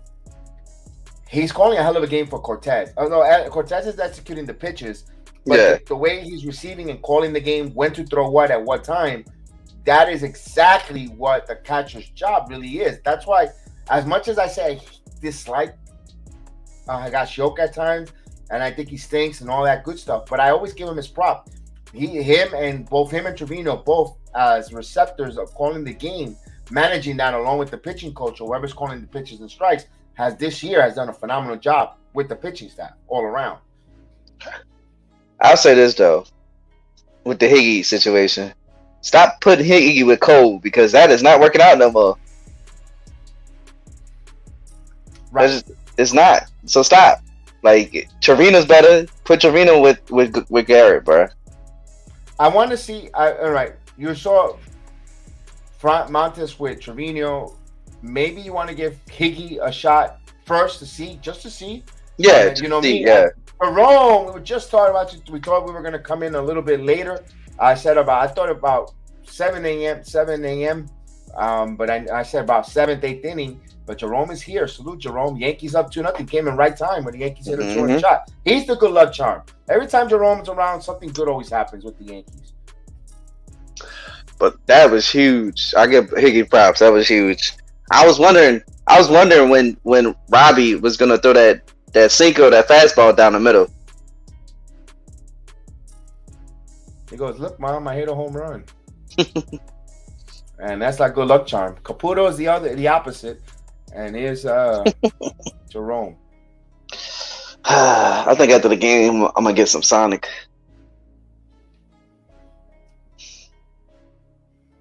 The slushy. Gotta have them tots, man. They close all of them down here. And I think there's one left here in Orlando. Really? We had a bunch of them, but they didn't. It wasn't really that popular. I had it. It was good. It has its moments. It's something that I'm going to run to? No. I'm not saying it's that bad. It's not. It's good. Here's a pitch in there for a strike. 0-1. Now, if you live in New York, there's an ice cream truck called Mr. Softy, right? Mr. Softy gives you some big banana boats at that time. So here's I'll get to this story here as the Mayhew steps out. So we come to Orlando. That's back in 2004. So, Sonic has the banana boat split for 99 cents. I was like, what? So we go to get a banana boat split. Bro, that thing was tiny. It was like, oh my goodness, like really? Here's the pitch. We looked at it, man. We bought it, and then when I got it, I just started dying laughing. It was tiny. It was like for a toddler. But they commercials like, oh, banana split boats from Sonic. Oh my God. 1 ball, 1 strike. Well, down here, because Louisiana, I know y'all get hot, but we get stupid hot down here. So, their slushies really help. That's the first thing I told you was the slushies, man. Yeah. Like today, I had a Slurpee. It was a 105 heat index. 2 balls and 1 strike. A good slushie after a good day of work. Here's a pitch. Ooh, curveball in there for a strike. 2 balls and 2 strikes here with 1 out. So the Yankees got 2 runs in here on a 2-run shot by Kyle Higashioka. Rizzo is back, Jerome. Yes, Rizzo is back.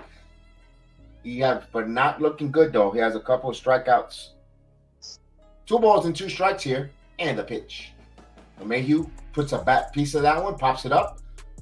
Shallow right fielder comes in, and he makes the play. Frazier calls off Haniger. Cole makes the catch. 2 outs with Judge. Faces them. Judge is going to get walked here again. I was about to say, man, I went to I don't know if y'all got that in Florida, but we got a place called Waffle House. They have them here. Okay. Well, that breakfast was so good this morning. Yeah, there's like the best $4 breakfast you can. Come on, hold up. Come on, man. I thought I was tripping. What? Judge just hit a home run.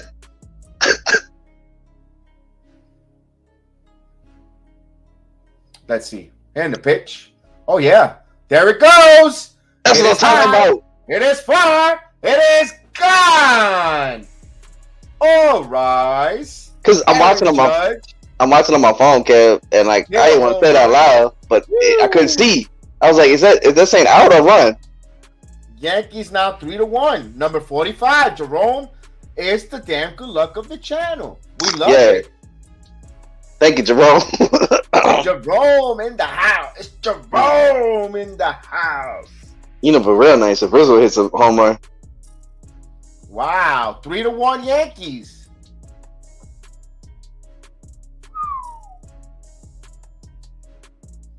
I'm gonna have to get a direct line to Jerome in the Philippines. It's gonna cost me an arm and a leg. But WhatsApp, that's the best invention there is. There you go. Jerome, I gotta get your WhatsApp, man, so I can just come on onto the stream. You are the good luck charm. You are, because every time he's on, he hits it. lot of people on Twitter said every time Judge goes to Seattle, he at least hits a home run or two. Here's Rizzo.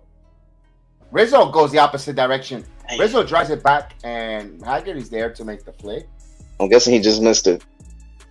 Wow, the Yankees finally break through here.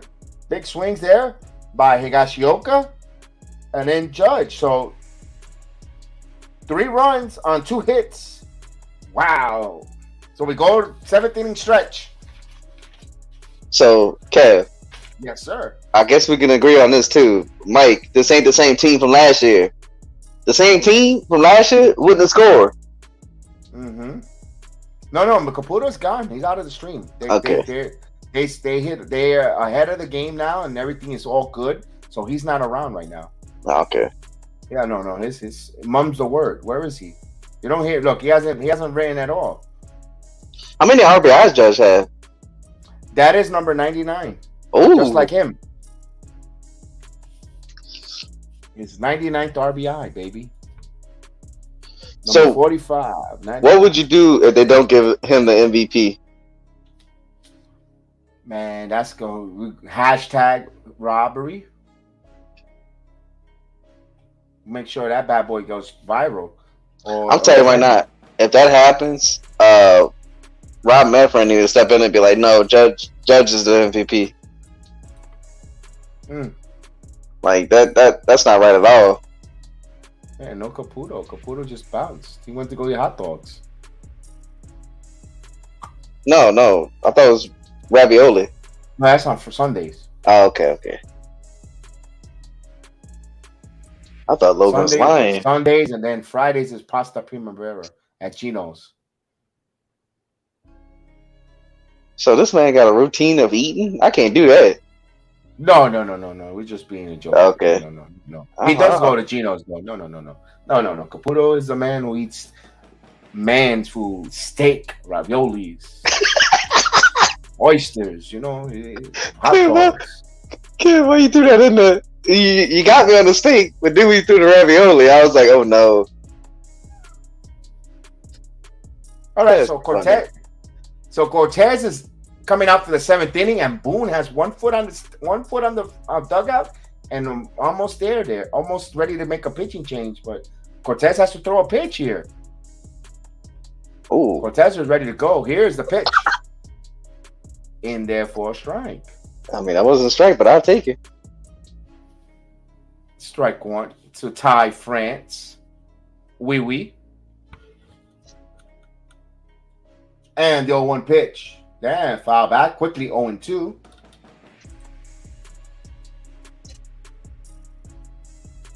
You know what? That's a good comparison. Little Judge and so Benintendi's in left field, ground ball, and there's a base hit. Here comes Buffon. Here it comes. You know that. You know he's gonna come out. I don't know why. I just said Nestor finished this inning, bro. It wasn't hit hard either. It was the opposite direction.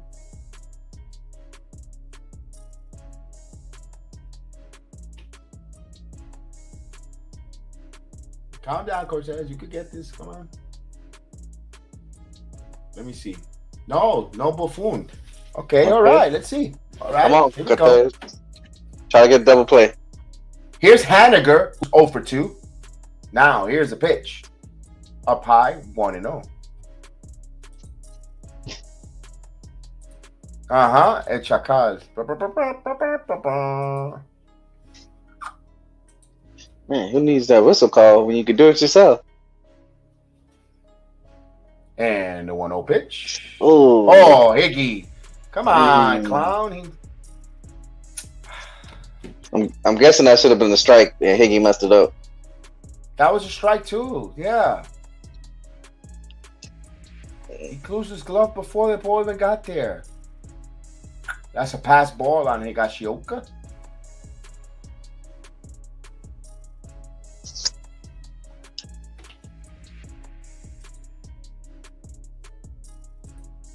Yes, he played last night.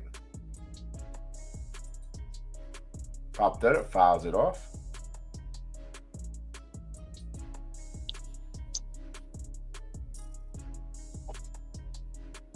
We got Abreu. Benintendi is the left field, so Andujar. I'm thinking of the wrong Miguel. The wrong Miggy.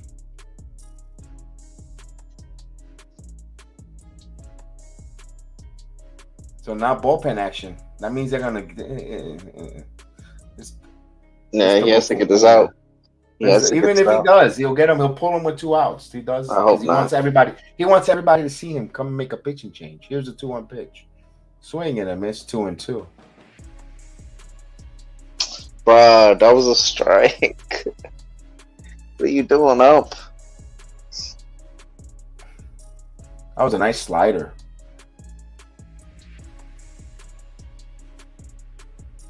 We got Castillo warming up, but not the Castillo we think of for Seattle.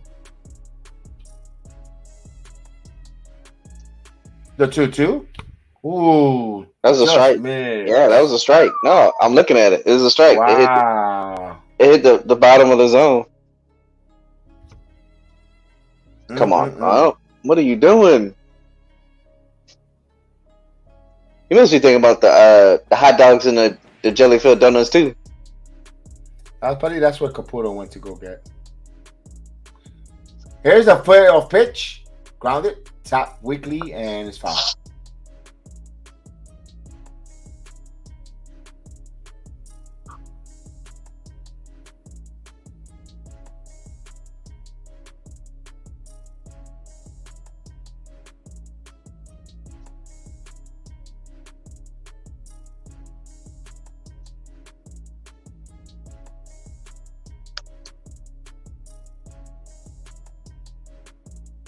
And the payoff pitch popped away, foul.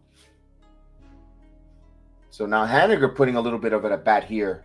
91 pitches, so pitch count is still good.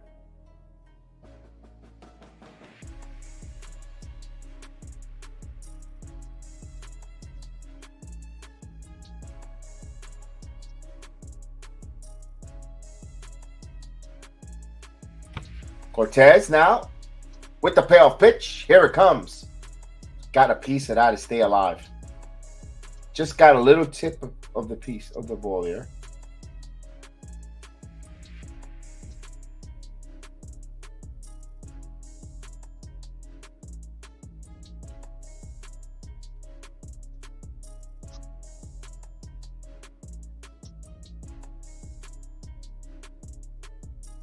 I think Judge, Jose, because Judge had more walk-offs. Oh, there's a rip. There's a base hit. Oh, man. He's going to round third. Benintendi's a throw go to second. So the Mariners get one back here. Yeah, all on that. You can't blame too much Nestor. If your catcher doesn't put him at second base there, you got, you know. Well, you could also blame him too, because he's. Here comes the bull. Here comes Buffoon. Mitch should have been struck out.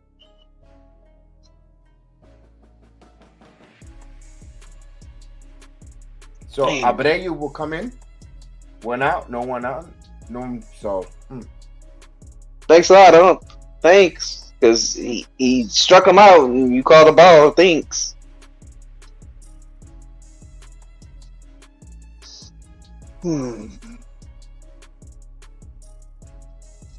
I think they talking about robot umps. No, they just need better people that care about their job.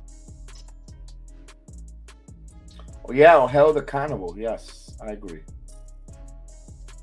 Like, that's the problem. Like, they don't get no punishment or nothing. Like, they should get something.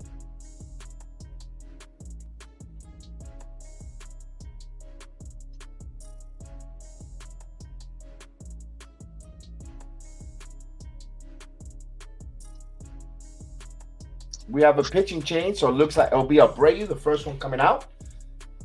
Yankees holding on a 3-2 lead here.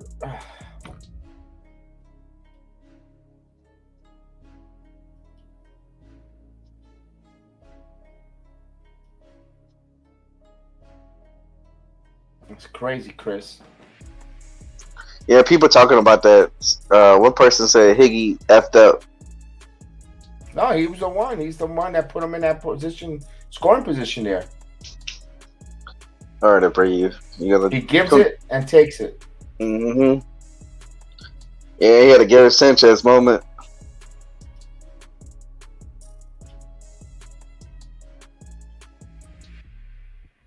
Surprised Mike ain't on. Not yet until they fall behind. Oh, I seen he asked if who had a better season, Tino or Judge. Yeah, I was mentioning it was. I feel it's Judge right now. I think it's Judge Judge. More game-winning hits. Yeah, none of that. Like he's leading. I think he's leading in walks in the American League, and I know he's got more runs than anybody, and I don't know if he's leading in RBIs.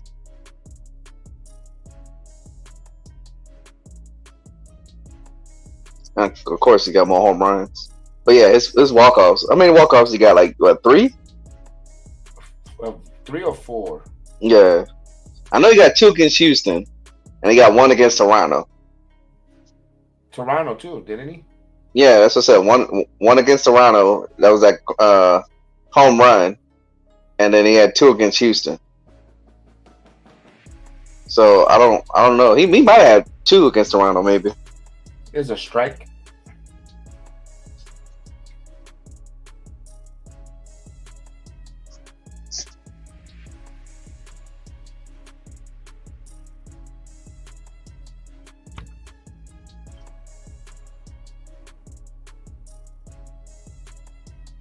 So he has an 0-1 count here. Runner on first, home 1 out. Yankees holding on to 3-2 lead.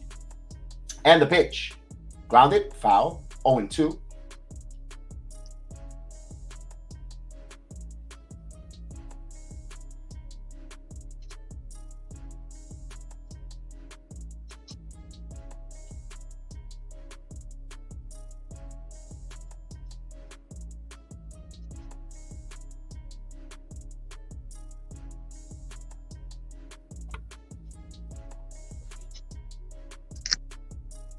And the 0-2 pitch. Bounces. Good stop there by Higashioka. 1-2.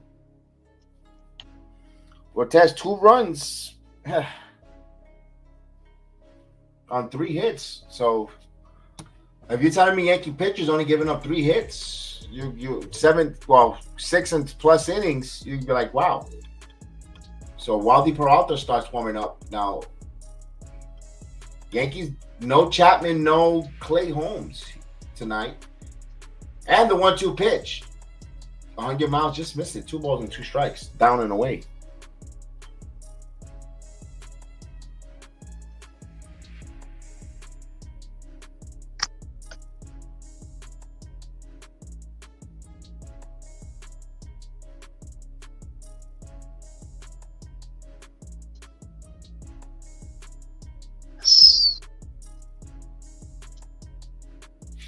And the 2-2 pitch. Got him.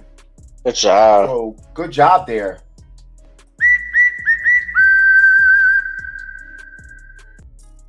First out recorded here. Suarez is down. We'll bring up Carlos Santana. So, Kev, you ever been to WrestleMania? Yeah. Oh, man. I want to go so bad. Seen Ric Flair get retired by Shawn Michaels. Oh, so you went to that one? Mm-hmm. Both of them in Orlando. Man, that was a good WrestleMania too. Mm-hmm. That's the one where Edge closed out with Undertaker. For swing 0-1. He did offer at that. Yeah, I want to go so bad, but like I've never been. The only one I have not been to of all the events is a Royal Rumble. Okay.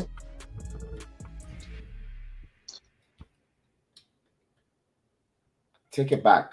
I'll take it back because I don't think I haven't been to Survivor Series either. I've been to SummerSlam. Yeah. I was that famous Mega Powers one. Oh, okay. Dang. Mm-hmm. Hogan and the Macho Man. Ooh, yeah. I think he was so underrated. He was a great of all time, man. Yeah. Ooh, the Macho King. I'll tell you. I like his sayings. What was one of them? The cream always rises to the top. The cream always rises to the top, brother. Ooh, yeah. And Oh, 1-1. shit. Oh, he was a dangerous hitter. Seattle takes the lead. Ah, Of course, man. We had the Abreu lead. sucks, man. That might gonna come on. I guarantee you.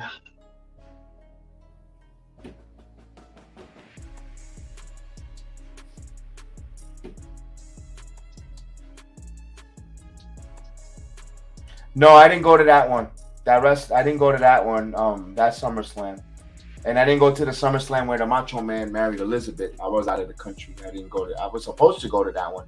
My ticket was given. I wasn't in the country, so Seattle's up 4-3. That sucked. Damn, Abreu.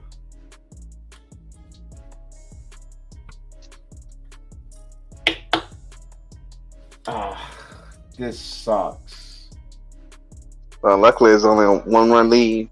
I mean, we can still come back. I don't know who you. I don't know who. Just let Cortes in there for a strike. It's not like he could have let Cortes pitch. This is what pisses me off with him. He doesn't know how to manage a bullpen. Yep.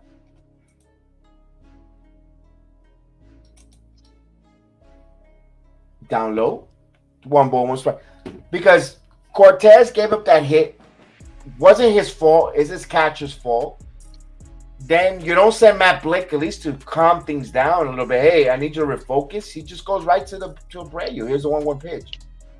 1 and 2. Why? Because the math equation, the analytics geek said so? Come on.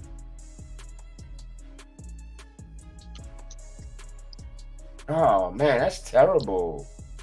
I was about to say, you know who didn't live up to their career? Because somebody brought him up. Lex Luger. Oh, you got to watch the A&E biography. 2 and 2. They gave it on Sunday. It was one of the best ones. Yeah, he had everything going for him. They just didn't push him. I found the respect in it. With Luger more when I watched this documentary. That's a was pitch. Ugh, that smoke. This pitcher. 1 out single. Yeah, and he's gonna leave him in there. He's got no, because he blew the bullpen.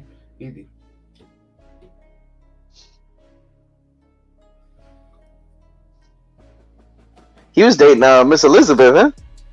Yeah, he died in her while living together. Well, I can't really blame Abreu. I'm looking at the ball that they called. It was a strike.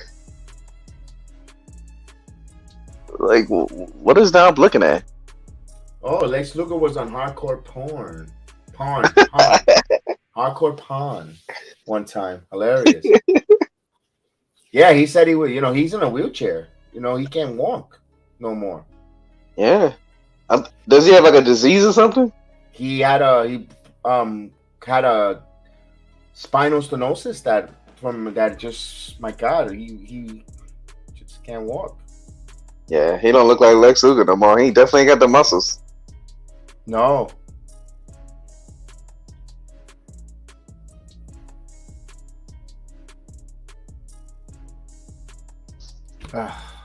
So Abreu gives up a couple hits and they keep him in here. Meanwhile, Cortes gave up just a hit. The catcher doesn't help him.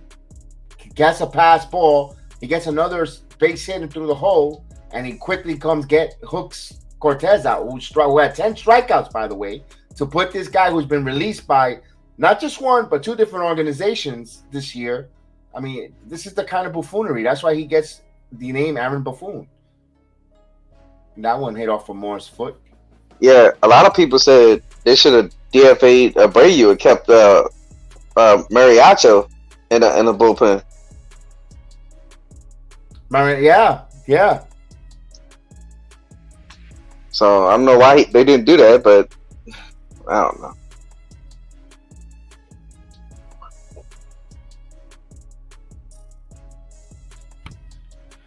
Man, what a change of air balloon out of this. Here's a 1-1 pitch.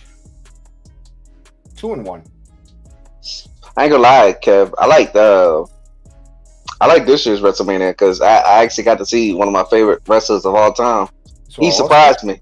Yeah, he surprised me. The bumps he was taking. You know who? I don't know if you saw. CAPUTO was great on the watch along. He loved to come Stone Cold. Chop to third. Donaldson over the second. Come on. Got the one. So okay, nice Okay. play by LeMahieu to keep it there. So fielder's choice for 2 outs now. Like when I saw that match, I was expecting Stone Cold to be Stone Cold, but I wasn't expecting him to take the bumps that he did. So for him to do that, I feel like it was a good match. Yeah.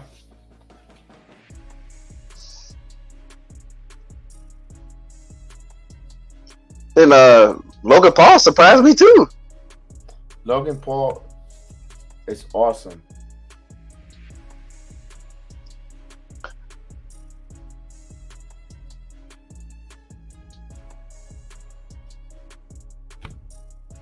Throw over to first.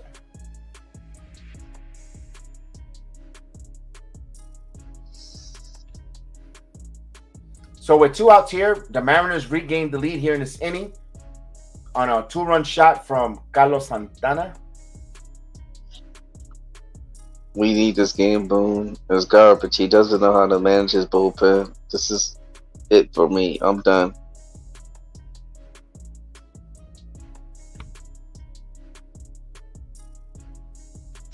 Yeah, I can't blame you, Debbie. I don't know. Boone, sometimes Boone be looking so good, and then he does stupid stuff like this. He does stupid moves.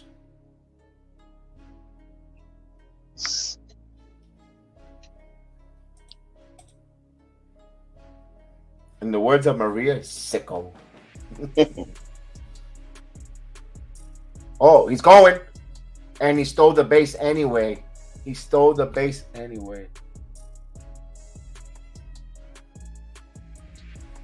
On a poor throw from Abreu, he still stole the base. He got into scoring position. Abreu just totally fell asleep. My God.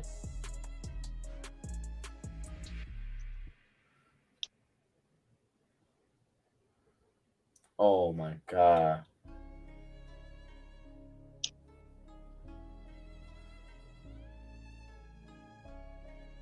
Wow. This is so. Wow. And the pitch. Got a strike. Chris, if you're the Yankees, you might be thinking of going back when you get back across town, across country. You tell Bray take a flight somewhere else. I mean, he's been good lately, but man, here's the pitch. Popped up. Let's see this one in the inning. Let's see. Benintendi makes the catch. So the inning comes to a conclusion, but the Mariners take the lead on a Santana 2-run shot. They take a 4-3 lead here. Ugh.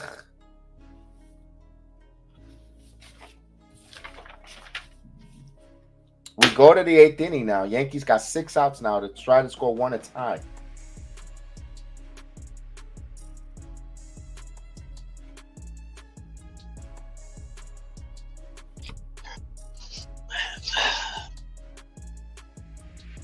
Oh, man.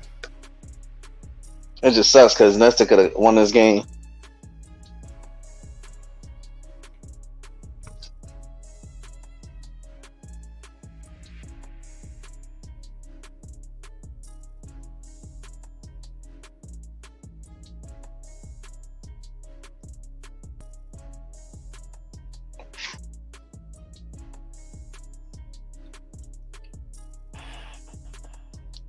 Man, we quiet because we stunned, man. Jose said, my all-time favorite wrestlers, Ultimate Warrior, then Hulkamania, then The Rock, and maybe Undertaker. I don't know about Ultimate Warrior. I understand what his gimmick was, but he didn't really wrestle long matches. No, his matches were always short. Yeah. Like, the difference between him and Goldberg, I feel like Goldberg gave more excitement. but I mean, I guess you could put both of them in the same category when it comes to matches, because Goldberg don't really wrestle too many long matches neither. There's always different categories. Like I always say, the best gimmick wrestler, to be honest with you, is Undertaker. Because a dead man, have you cheering for an Undertaker, dead man who brings death, who's going to bury you. That's one of the best, followed by Hulk Hogan, I say, all around. Promo wise and getting you invested is Roddy Piper.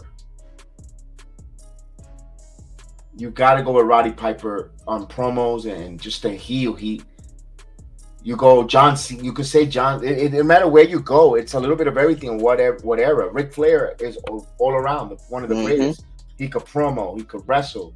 He could headline and draw a crowd to watch. At 73 years old, people still tune in to watch him being out there. You could say pretty much a decrepit corpse out there wrestling. He still draw. And he, to me, you could say one of the greatest of all time. He's, underrated, like you said, the Macho Man. Stone Cold, The Rock. I mean, Stone Cold. The Rock with his promos. Yeah. Man, like, they're, I mean, I'm not gonna lie, WWE produced a lot of homegrown talent. Mm-hmm. And they took advantage of the ones that didn't. Like you said, Jose Melo, Mysterio, 20 years in the company with the WWE. From the great Luchador Wrestling, and he got over in the land of giants. Remember, WWE was the land of giants. If you're not a giant, you're not going to hold that world championship. And Mysterio and Guerrero both defined the odds. And they treated their secondary stars pretty good, like Eddie Guerrero, Rey Mysterio, Chris Benoit. Like they won world titles. You can't say that about WCW. No, here's Donaldson who has a 1-0 count. Here's Castillo, the pitcher, and the pitch. 1 ball, 1 strike. Oh, let me see if you know your knowledge, Kev. Mm-hmm. Castillo came from what team? This Castillo? Yeah. The Mets. No. I have no idea. Tampa. Is it? Yep. Oh. So he's very familiar with us. Ooh, Donaldson got called when a check swing there, 1-2. Momentum feels like a change. Yeah, we don't have it no more. And Donaldson is a strikeout machine. Hopefully not. He chops this one slowly. A good tough play there, but of course, Donaldson is the runner. He's out. Yeah.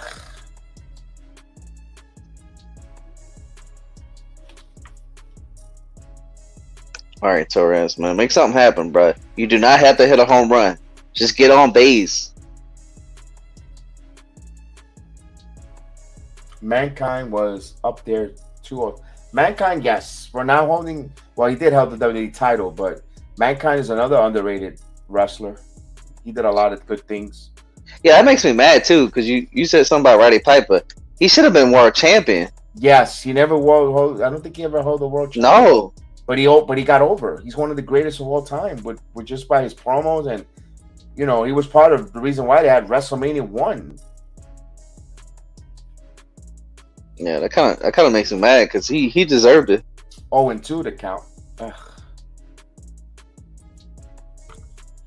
The same thing with Dusty Rhodes. He never held the world title, but you say Dusty Rhodes, you know who we're talking about. Yeah, I give WCW credit for that, or AWA, whatever, or NWA. They actually treated Dusty pretty good. I don't know why. Yeah. I don't know why Vince didn't do it. Didn't try to embarrass the man by wearing polka dot thing, and he made that go over too. Mm-hmm. It's true. He did. Yeah. And the 1-2 pitch. Whoa, outside. Jim Duggan. Speaking about Jim Duggan, he just beat another round of cancer. So he rang the bell, cancer free, for Hacksaw Jim Duggan. So he had treatment and cancer free, and the Hacksaw Jim Duggan, he beat prostate cancer for the second time. Yeah, I heard he smacked up with a 2x4. Yeah.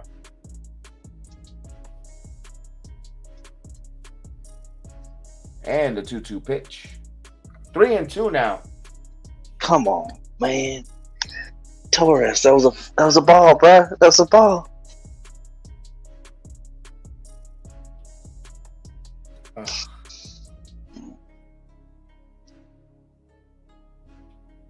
And a pitch. Ooh, he said he tipped. Oh, he tipped it into the glove. That's why. Now Michael's little worrisome got me there. Come on, Hicks. Hicks with the sticks.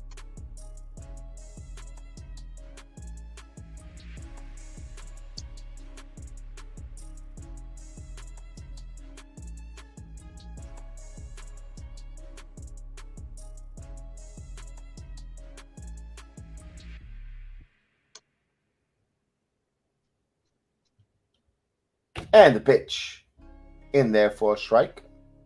0-1.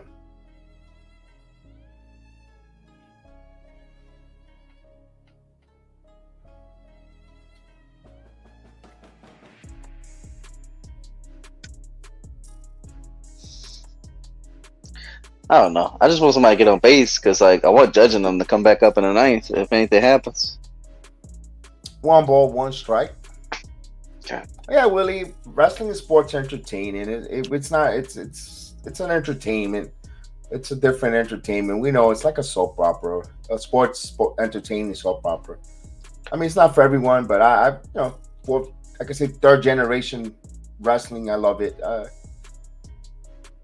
So I'll say this. Conclusion. I'll say this, Willie, because people always think wrestling is fake. That the outcomes and stuff, the storylines and everything, yes, that's fake. But them actually hitting each other and all that, and landing moves, yeah, the bumps, that's real. People keep saying, "Oh, it's fake." All right, go out there and see if you do that, because the ring ain't soft. No, it's wood. That's all wood underneath there. With You know? yes, they put a tarp, or they put like a quarter, about a half-inch thick of tarp. With it's not that much padded, but they have to take those bumps there. You saw Big E almost broke his neck. They landed on his head. So these guys get injured. Yeah. The outcome is scripted, of course, but it's still entertaining. I don't know. It's just something that it introduced in the childhood, and I did not outgrow it. I'll say this too: Big E needs to stop doing that dive, because he gonna really kill himself one day. You know the dive where he spears people. That is so dangerous. He's got to stop doing that. I remember one time he did it. He tripped on the rope. I think CM Punk broke his foot tripping on him, trying to do a move on the rope, and these guys get injured, man. And the thing is, the problem is they end up dying because they abuse the pain pills, because they go night to night, and some of these contracts are not guaranteed, so they got to get paid per performance, and the money is really well to entertain the people, and they just let me just take some painkillers, I won't feel anything, and I'm back in the back as new, and to loose as cream corn, let me go out there to perform, and they get addicted to the painkillers. You see a lot of the performers die way too young, man. I was about to say my mom's favorite wrestler was Andre the Giant. Died of a heart attack, and he was 47 years old, not that old. And you saw him at the end. He was in a walker. Yeah, he had I forgot what I think it was like a tumor or something. Big Show had it too, but Big Show got it removed because Big Show had the same thing that Andre had, where it just kept growing and it wouldn't stop. All right, so Waldy Peralta will be the pitcher here. 9-1-2 for the Mariners. The Yankees only down by 1, but we are in the bottom of the 8th inning, so Peralta's trying to get a quick inning to get the Yankees up to the 9th inning. We won only 1 series since the Mets series. Now that's a little bit of a concern. Yeah, right. That's a concern. Yankees were not losing series in the beginning of the season. And it's a quick pitch there. 1 pitch, 1 out. So 1 out. Now, Debbie, we got now the American League East again. Let's hope that this team, when they see the American League East, they take care of business. Now, they start winning series, possibly. I don't know if they could sweep the Red Sox, but if that's, we love it to say we'll sweep the Red Sox, go in there and be 2 out of 3 from Tampa and do what we did in June. I think, right the ship, get everything back in order, store order. I think we'll be all right. And therefore a strike. Now they can't get swept. They can't get swept in Boston and then go and lose 2 out of 3 to Tampa. And then that becomes a big series against the Blue Jays. I think when we get stand back and everything starts going the way it needs to go, I think everything's gonna go back to normal. And there for 0-2. And Mike says, Peralta's the worst pressure pitcher I've ever seen. He doesn't cover first base. He gets the ball hit to him. He falls. He is not meant for big spots. He's a mop-up, Mike. I think he's a mop-up pitcher. When you're down, either you're down by a couple runs, he comes in and gets the job done, or if you're up by a lot, he'll get the job done. 1 ball, 2 strikes to count. I was about to say, I like Peralta. Like, people be shitting on him, but I think he's pretty decent. He's better than BREW, I'll tell you that. He's good, but when in those mop-up duties, if you're up by 3 or 4 runs and you need someone to innings eat, but you got a large room for error. Or what I don't like about here's a pitch 1-2, grounded to second LeMahieu, and he makes the play. 2 quick outs. Like for instance, if they were allow us to have the old rules where you would have to pitch 3 batter minimum, Peralta is very useful because you could bring him in here to get some tough lefties. You don't have to pitch to three batters. You can get them for 2 quick guys, or you could go them by situation. And I don't know. I think that kind of hurts him. So Seawall is starting to warm up, the closer for the Mariners. And the pitch, swing and a miss. France, 1 for 3. The Yankees are trailing here 4-3. We are in the bottom of the 8th inning here. A wonderful performance by Nestor Cortes went down the drain. He's starting to get a no decision, no factor. BREW is the pitcher currently on record for the loss.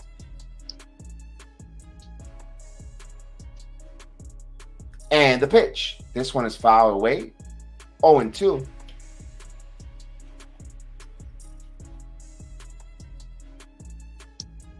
You said Tampa lost today? Tampa already lost. Okay. Mets won 10-2. Of course. Mets are playing good right now, and 1-2.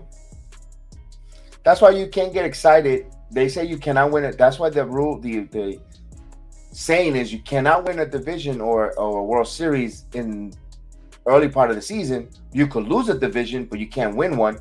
That's why this is a marathon, not a sprint. And the 1-2 pitch. Bounce it, 2-2.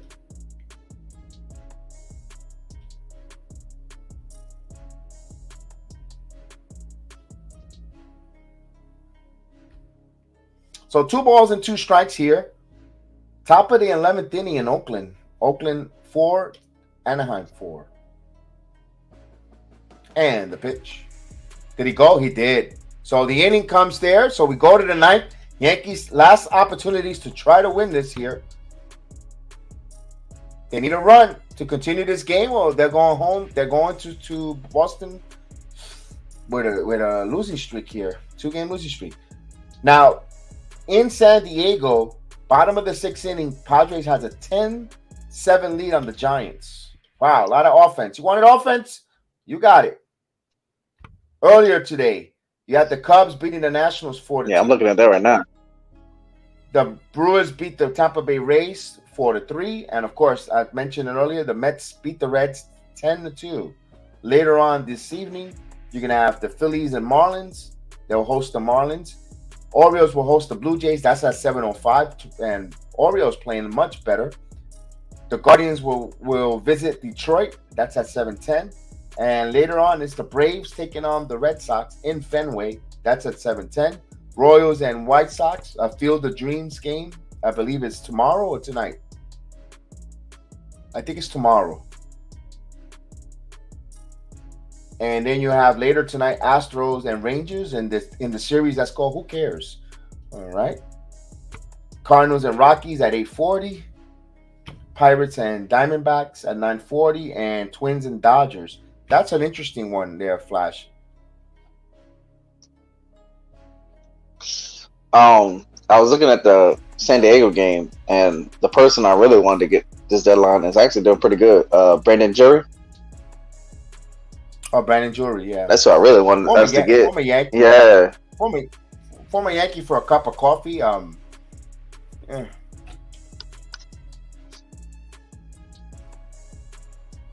He got injured, and then Andujar just blew up and just was totally. I'm about to say, I guess karma happens, huh? Because the Andujar got hurt, and then his job got taken. Mm-hmm.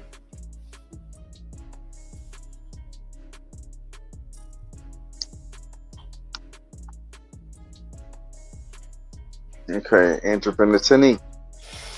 All right, Bendy. Let's go. Benintendi will go up against the closer here.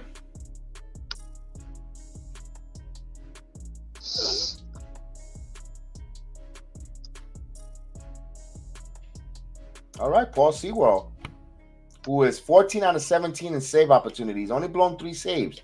He has given up 6 home runs this season. This is gonna be. You swinging at that. In there for a strike 1.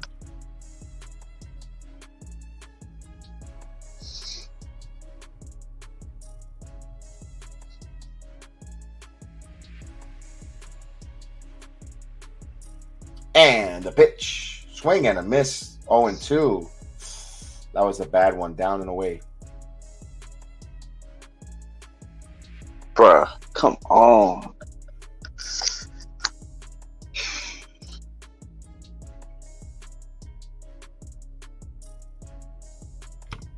The 0-2 pitch coming.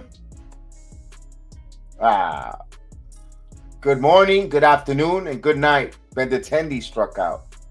Dude, it's Benintendi. I don't know, man. Stop talking to Donaldson and them, please.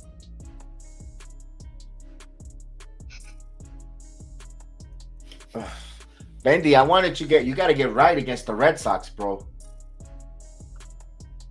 Man, we got you here to contact here. I mean, don't get me wrong, like, you walk, but come on, bro.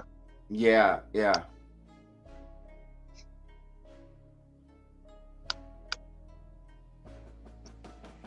Here's Falefa with 1 out. And the pitch in there for a strike.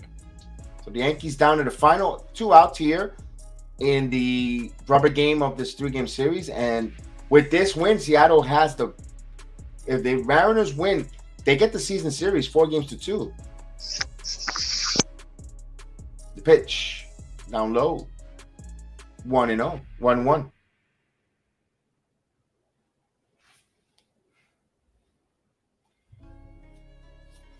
So if I tell you, I'll wait for this here. 1-1. Falefa, line drive right to the second baseman. Yankees down to their final out here. Melo, your prediction came a little too late.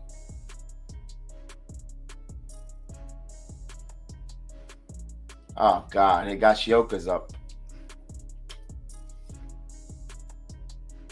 It'd be nice if he's hit it again. He's not going to do that again, man. As much Kev, as stop being negative, Kev, please. I'm not being negative. No, I hope I'm wrong. I hope you are too. If he hits a home run, I'm going to jug this whole bottle of Johnny Walker Black, maybe. Yeah. Right on camera if he hits a home run. Oh, man. That's like, what, 2 shots? No. Yeah. Mike says, see you guys later. Come on, Higgy. Take a walk. If he don't throw you no pitch to walk. Wednesday, guys. I wanted to and I don't, but if it's going to be for the benefit of the Yankees, go for it. I'm sorry. That pitcher's down the middle. That pitcher's down the middle. You couldn't hit that, Higgy? Game over. Man. Oh man. So the Yankees lose this series 2-1. They won. They lost a series in Seattle for the first time in 10 years. The Yankees did.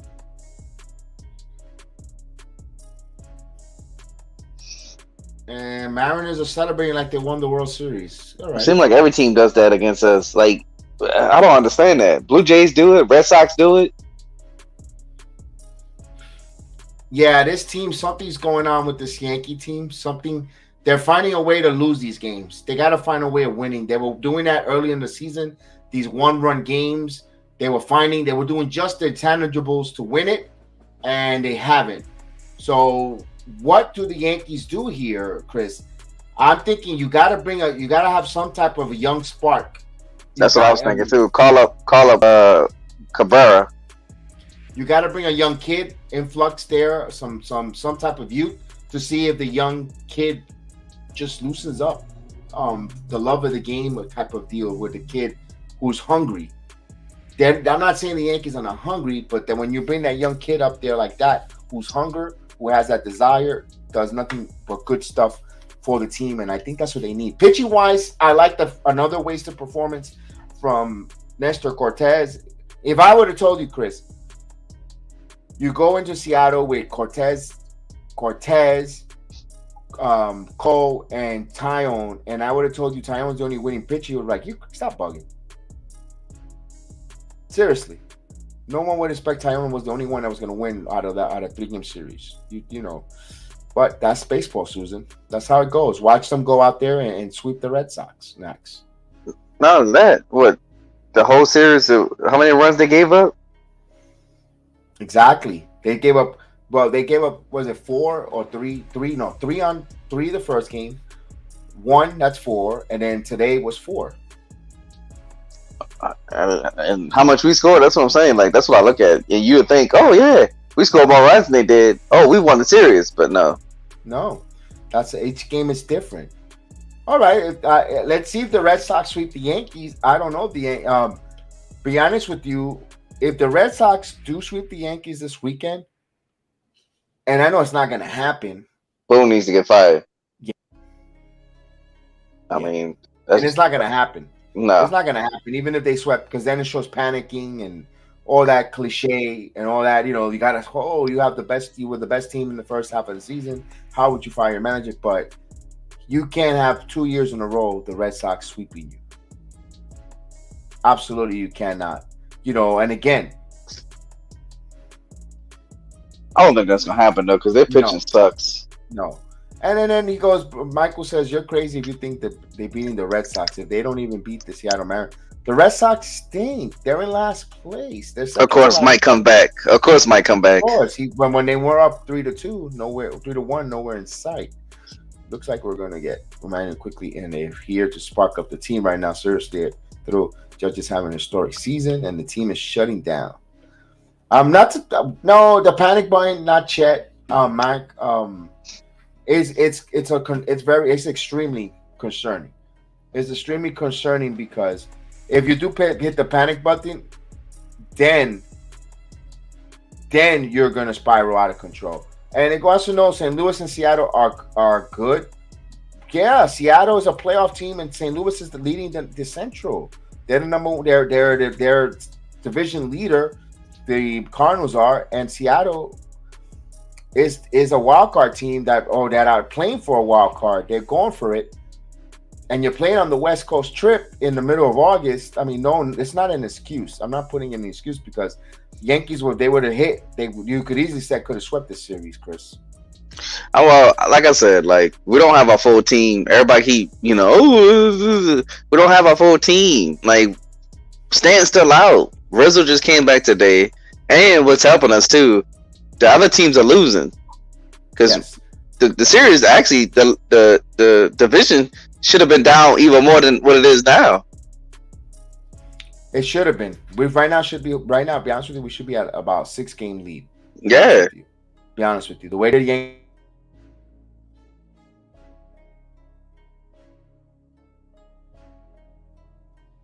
Well, I guess I'm all in one. Kev just logged off. Hopefully he comes back on. But yeah, like everybody's like panicking and stuff like that, but the teams ain't really taking advantage of us losing. So I mean, I feel like when we go play Boston, we're gonna I feel like we either gonna take 2 out of 3 or we're gonna sweep them. Boston doesn't scare me. Their pitching sucks. Same thing with Tampa. Their pitching sucks too. So, you know, all we gotta do is hopefully when we play, like Kev said, when we play the division. I should be back here. Okay, Kev sorry back. about that. Yeah, I don't know. I lost internet for some reason. Looked like we had some thunderstorms here, but other than that, I'm on my phone to wrap up. Mike said got injured, huh? What is he talking about? They're playing over their heads for 3.5. Yankees were never that good. See, there you go. Okay. Everybody talking about making excuses. It's not an excuse. It's reality. So when Stanton and Rizzo can't, like, Kev, you seen it. When Stanton and Rizzo came out the lineup, what happened? We started losing, right? Right. But I'm not gonna. But Chris, I'm not gonna put that on that excuse though. Due to the fact is because these games we were close. We had the lead going into the latter part of the bullpen, and of course the pitcher, starting pitchers. One thing is the manager don't trust the starting pitchers. Either that he don't start, or he's afraid of going by the binder or whatever. If he makes a decision where he might leave a pitcher too long, he's afraid of the general manager coming down on him. All right, so that's a mistake. You're not managing like you want to manage. You were doing fine in the beginning of the season. You were managing like you were a manager. Yeah. Lately, you're managing now like you're. Oh, I got to listen to what the front office says because we're going into playoff mode. If we don't win the playoffs, it's like he can always. We don't go to playoffs or World Series, you're going to be gone. But let him manage the way he want to manage. It doesn't seem like he's managing the way he wants to manage. Yeah, it looked like it's reverting back to last season, and exactly. we don't need that. And if they still would have made the moves for Castillo and Soto, look at San Diego. They're 5-5 in the last 10. They're not world beaters either. And Castillo, despite pitching well last night, I don't know. I don't know. I don't know. I don't think that's the one that's going to hurt. But they weren't aggressive enough. Is that the team's fault or is that the organization's fault? And another thing too, you could tell like something ain't up because I'm gonna keep saying this. It should be DJ, Benintendi, and Judge batting. I don't understand why you keep putting Benintendi in a. That's probably why he's not hit like he wants to because he's probably used to when he was with the Royals, he was like leading off. Like I don't understand this. Like he's a contact hitter. You put the 2 contact hitters up there to bat. Then you put Judge to give Judge chances to score more runs. Exactly, and the lineup construction. And tonight, this afternoon, I'm not. Do I want to blame the lineup construction this afternoon? I can't say that. But when you only score those runs and it's just as usual suspects, I really don't know what to tell you. You need an influx of something here. You need to inject some talent. I was hoping Miguel Andujar will be that influx of talent, but Miguel Andujar this time might be up here and say, F you guys, because you're calling me now because of an injury. He might not be invested to be here, to be in the main called up because he's like, well, what's the point of balling out here? You're going to send me back down to the minors once Carpenter. So he might not be invested or give two cares of coming up here and play well because he knows his faith. If you bring, when I mean a young, hungry guy, you bring up a Peraza, who knows that he has a chance to take that job from an IKF. And, let's face it, in order for Miguel Andujar to stay in left field or stay or starter, he really got to be like batting. We got to be doing Judge type of, and which he's not capable of. You got to play like Judge, and he's not capable of that. He could be a good player, and he's like, what's the point? And that's why the Yankees keep sending him down because that proves the point there. Instead of him coming up here with a major chip on his shoulder, you could tell by his body language. Yeah, he's a ferocious hitter, but it shows that what's the point? I'm gonna ball out for what? He felt like he's out there he's unappreciated, and it's starting to reflect. Yeah, because he knows when Stan comes back, he's going back down.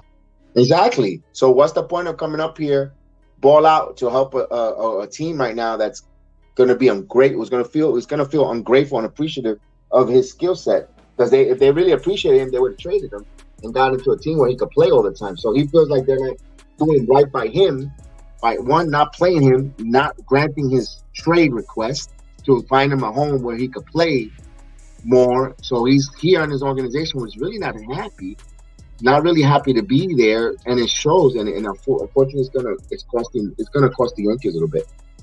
I'm not gonna lie, I was thinking this too. If Cashman really want to show his, his I don't know if I can say this, his testicles. Uh-huh. How about you call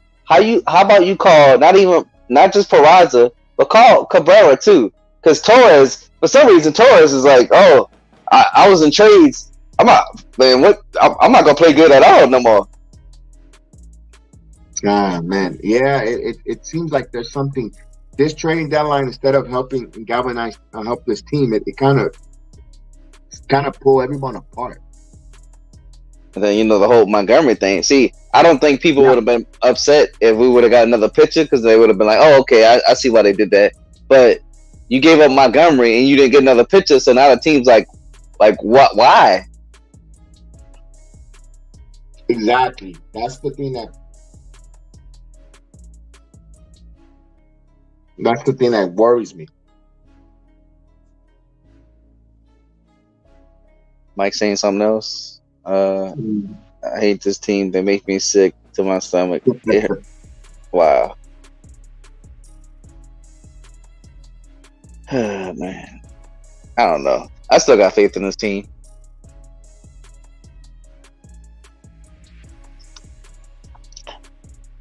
Yeah.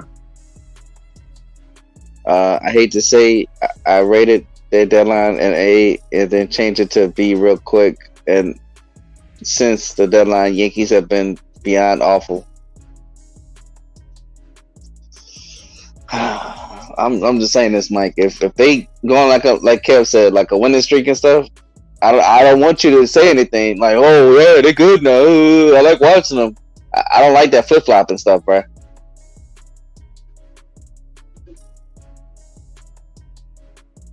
I don't know, man. I don't know. It's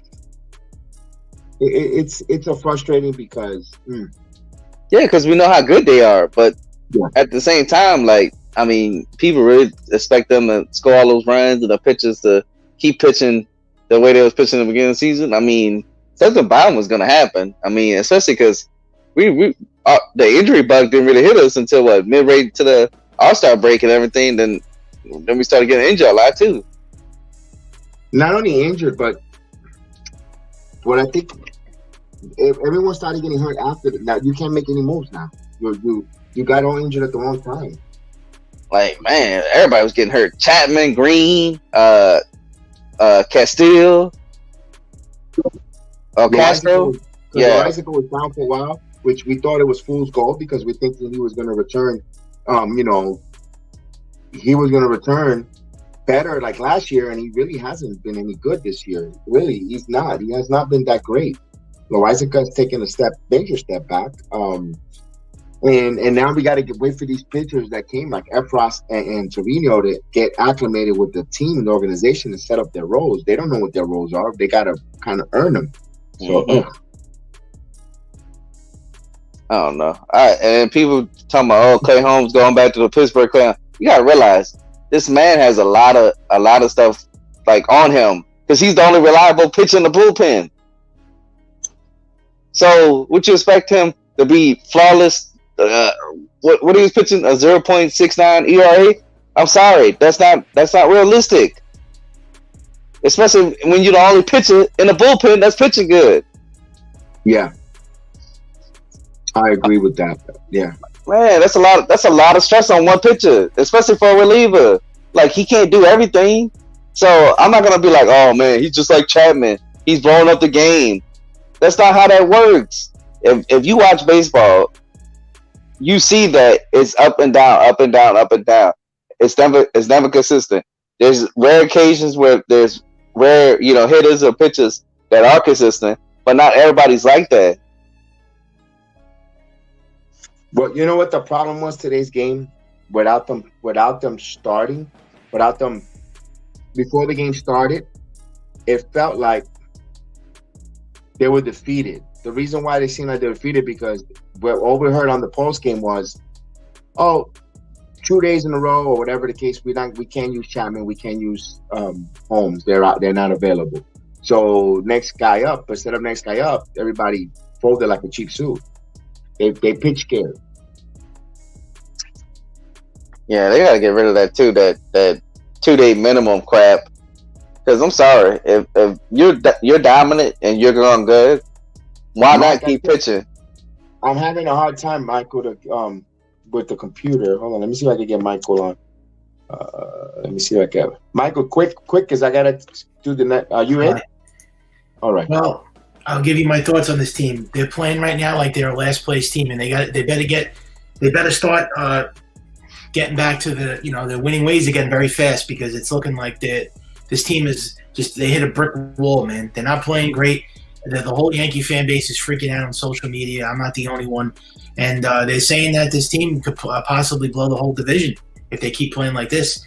And how could you not be worried right now at this point? This is the worst baseball they played the whole season, and they are playing exactly like they played last season.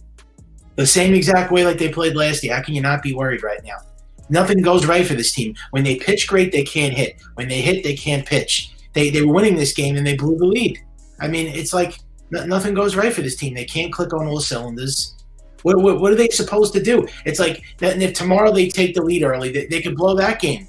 And you say that the Red Sox they could beat, but the Yankees can't beat anybody right now at this point. Who are they going to beat? I mean, who are they going to beat? They can't beat a last place team. They can't beat anybody. This is how a team collapses. The truth hurts.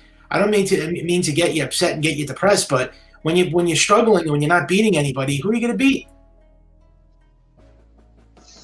All right, but they lost this game here. What would you have done different then? Tell me. What have done different? Why don't they play some small ball? All they do is hit home runs. They don't move runners over. They don't bunt. They were playing small ball in the beginning of the first half. What happened to that team? Did they disappear? They don't play like that no more. Now all they do is try to go for home runs, strike out. Gleyber Torres, all he does is do that uppercut swing every single time, and he strikes out. Why does he always try to go for home runs, Gleyber Torres? He is not a home run hitter. He's a contact hitter. What happened to that? I keep saying that. So, Mike, because I brought this up, and Kev brought up the youthful talent thing. I think they, like I said, because Torres keep being stupid. Well, he's got to be traded. There's no doubt about it in my mind now. Like, you can't do nothing now with it. No, you can't do that. But you can't call up Cabrera to play second. I'm not talking about this year. I'm talking about next offseason. No, we worry about this year. So he needs to get sit down on the bench or something, because he's not going to be on the playoff roster either. You won't see him in any big games.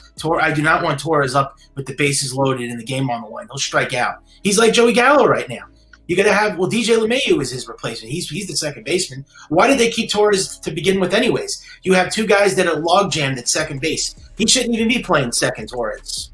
Well, Torres is playing good in the beginning. I think what happened was his ego got shot when his name got brought up in trades. That's the problem. He needed to get out his feelings.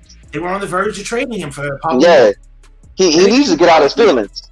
Yeah, well, you know what? He's chilling the team right now. And since that Harrison Beta trade, the Yankees have been awful. It's just a coincidence right now that they've been playing so bad after that trade. And trading Jordan Montgomery away. Look, I mean, Kevin, you even agree with me. They weakened this rotation. And I like that move, and I still stand by it. I didn't like it either. And I think Jordan Montgomery is he's just a subpar pitcher. But you took away an arm out of the rotation, and you added Domingo Germán, and now their team is weaker, and their whole team is weak, I think, now because of that. And I know this is a business. Oh, sorry, Chris. Let me get this straight, and I'll let you go. All right. I know this is a business, and who cares? It's a result business. But how does it feel like you're rewarding? You got rid of a kid that you brought up. Although both of these guys are from your farm system, but Montgomery, who won a playoff game for your system, who's been doing everything right, young kid, left-hander, you raise and he gets the ball whenever he wants, and you bring in Herman or with his past, his history, you allow him. You pretty much telling the team, "Oh, that bad behavior, we'll get rid of Montgomery to allow Herman to pitch." It sets the moral wrong too. It's like, I don't know. Okay, Chris, sorry, but I just wanted to. Nah. Like I said, like, what makes that move even more stupid? You didn't get another pitcher. Exactly. People wouldn't be upset. That was hard. You would have got another pitcher, but because you didn't, you gave. Okay, I'll say this: Joe Montgomery might be boring when he's pitching, but he's consistent. Right. He only gives up 3, maybe 4 runs. That's it. I would take that. Come on, you never know what you might get. He blows up. He might give up 10 runs. They had to get another pitcher in return because they lost one, and that was horrible. And then another thing I don't agree with, sending down Ron Marinaccio when he was I thought about that. That was terrible.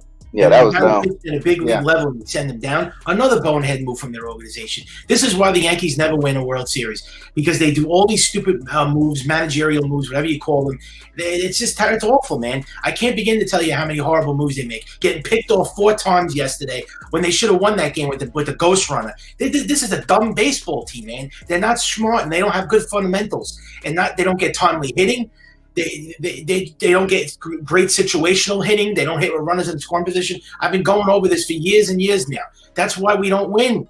This team never changes. They run the same team back every single year. They didn't make any changes in the offseason. I'm gonna say this, and I guess I'm gonna put my mic hat on when I say this.